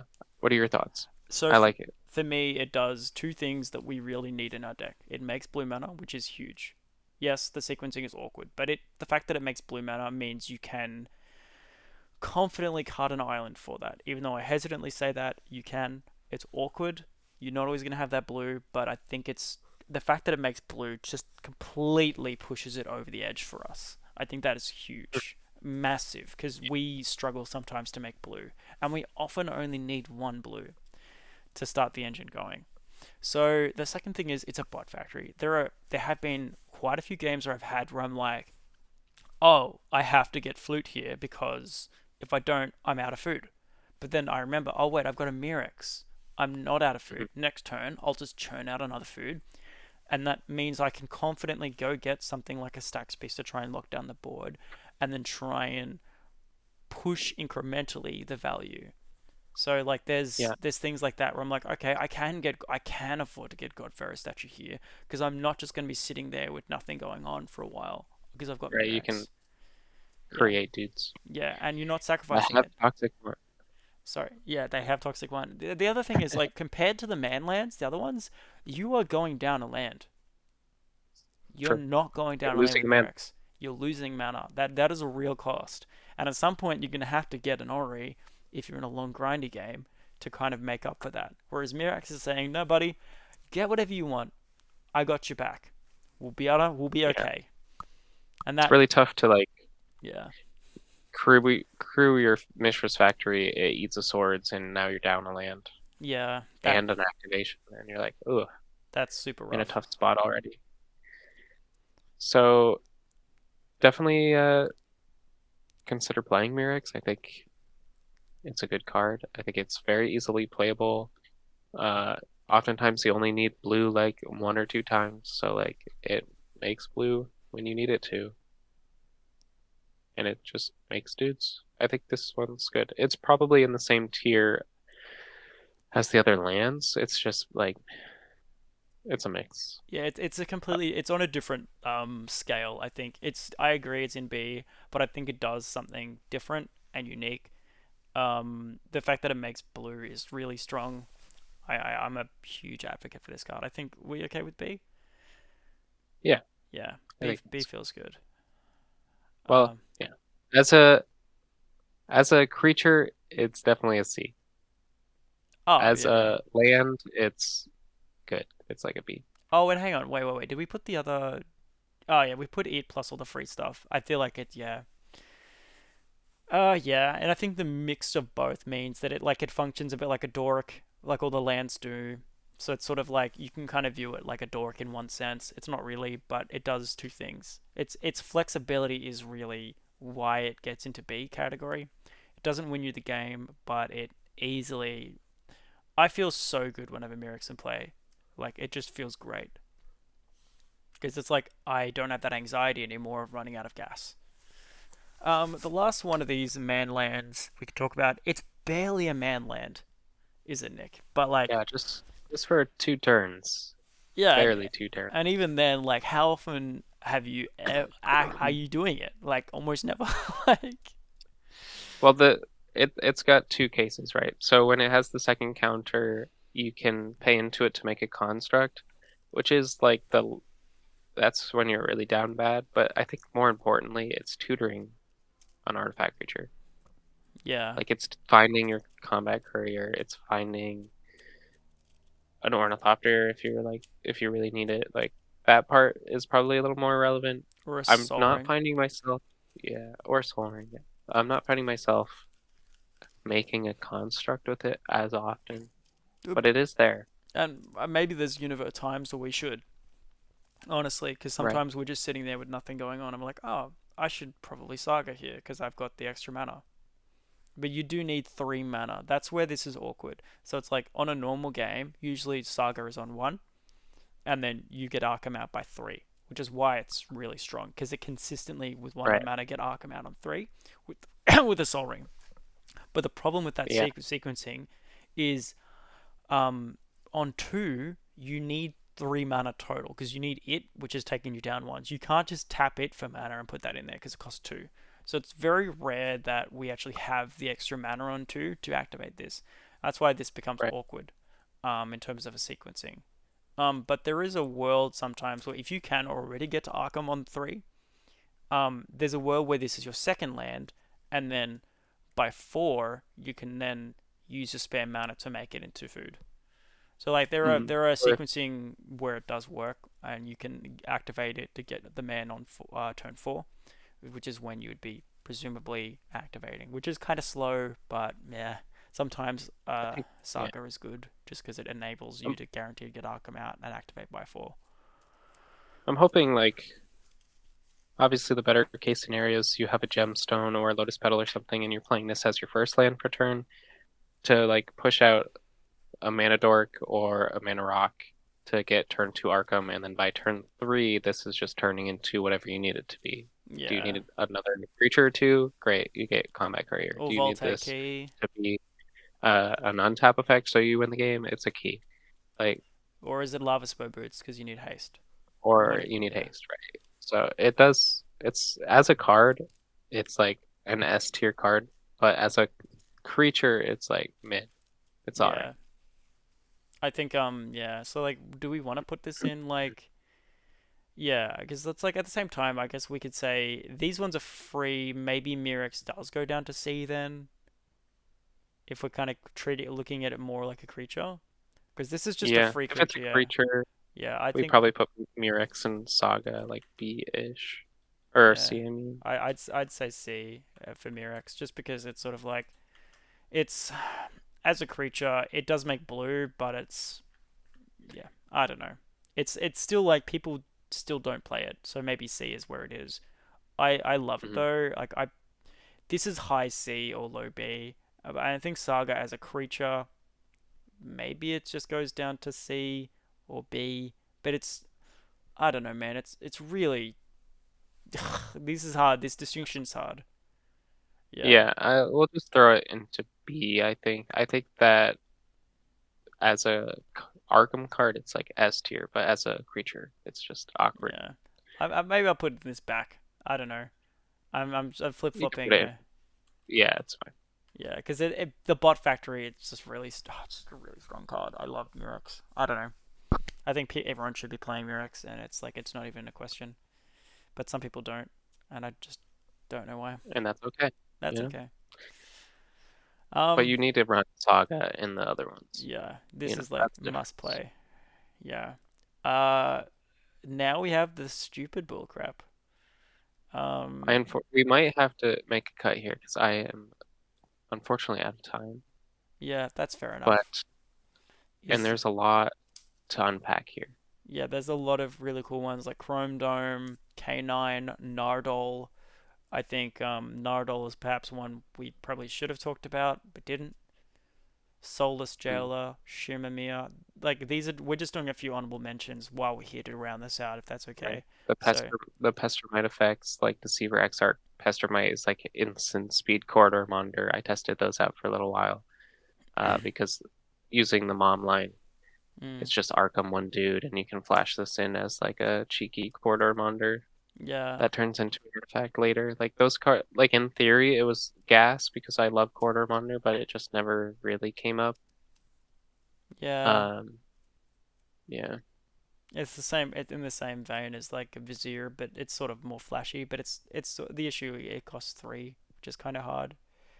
You know, Iora theoretically that's something, although there's better options. Yeah, there's a lot here we could probably unpack in like a follow up, but like I would say overall, if I was to put a big hand wave on all of these, most of these are probably going to be D or low C tier. Um, Generally speaking, would you say that's fair? right. Yeah, Yeah, mostly D. Like, can you play them? Yes. They just are not quite doing as much as the other yeah, creatures we've talked about, and the list has is super tight. So like if you want to make room for them because you enjoy them, that's fine. Um, yeah, except Hedron Crawler. Don't play Hedron Crawler.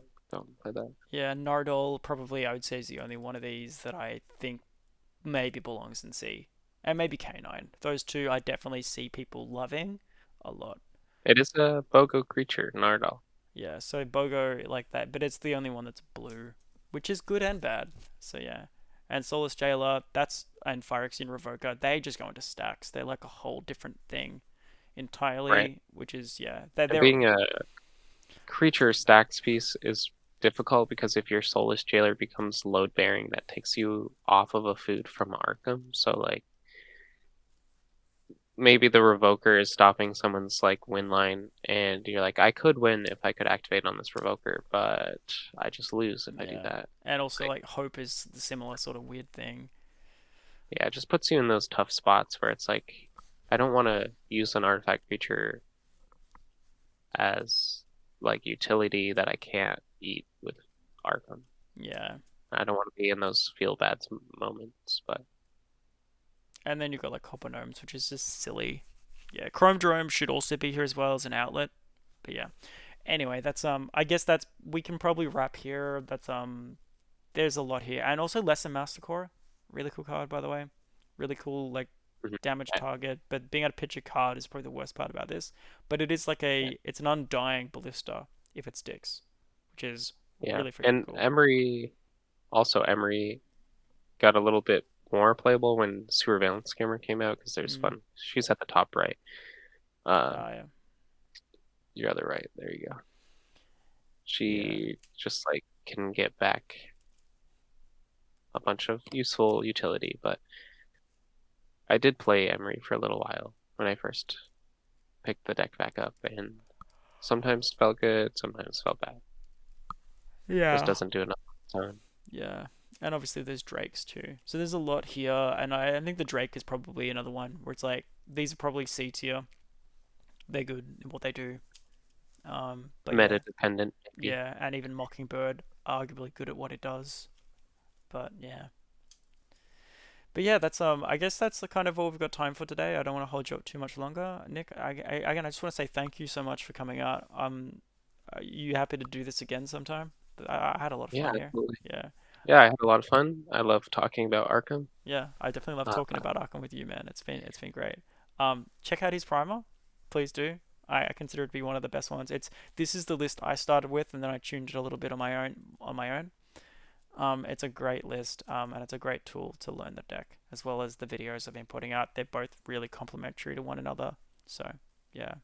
Do you have any other yeah. shout outs you have before we roll off? Uh, Not at this time, except, all the Discord people. I appreciate everything that everyone does, all the questions, people coming up with lines, bouncing ideas off one another. It's a really good community. I feel like we've built it up a lot in the last year or so, so I'm happy to see it getting better, growing bigger. Yeah, thank you. And a huge shout out to Hunter again for getting all those W's. He deserves all the flowers he can get. He's a great Yeah. player, so he's amazing. So, yeah. Tyler, Hunter, and Notorious for like really dragging the top deck stats up. Heck yeah. Awesome. Well, thank you so much. That's been Zach and Nick talking about Arkham. We'll hopefully do this again sometime. Check out the Discord. It's a great place to be. All right. See you Yeah. later. Until next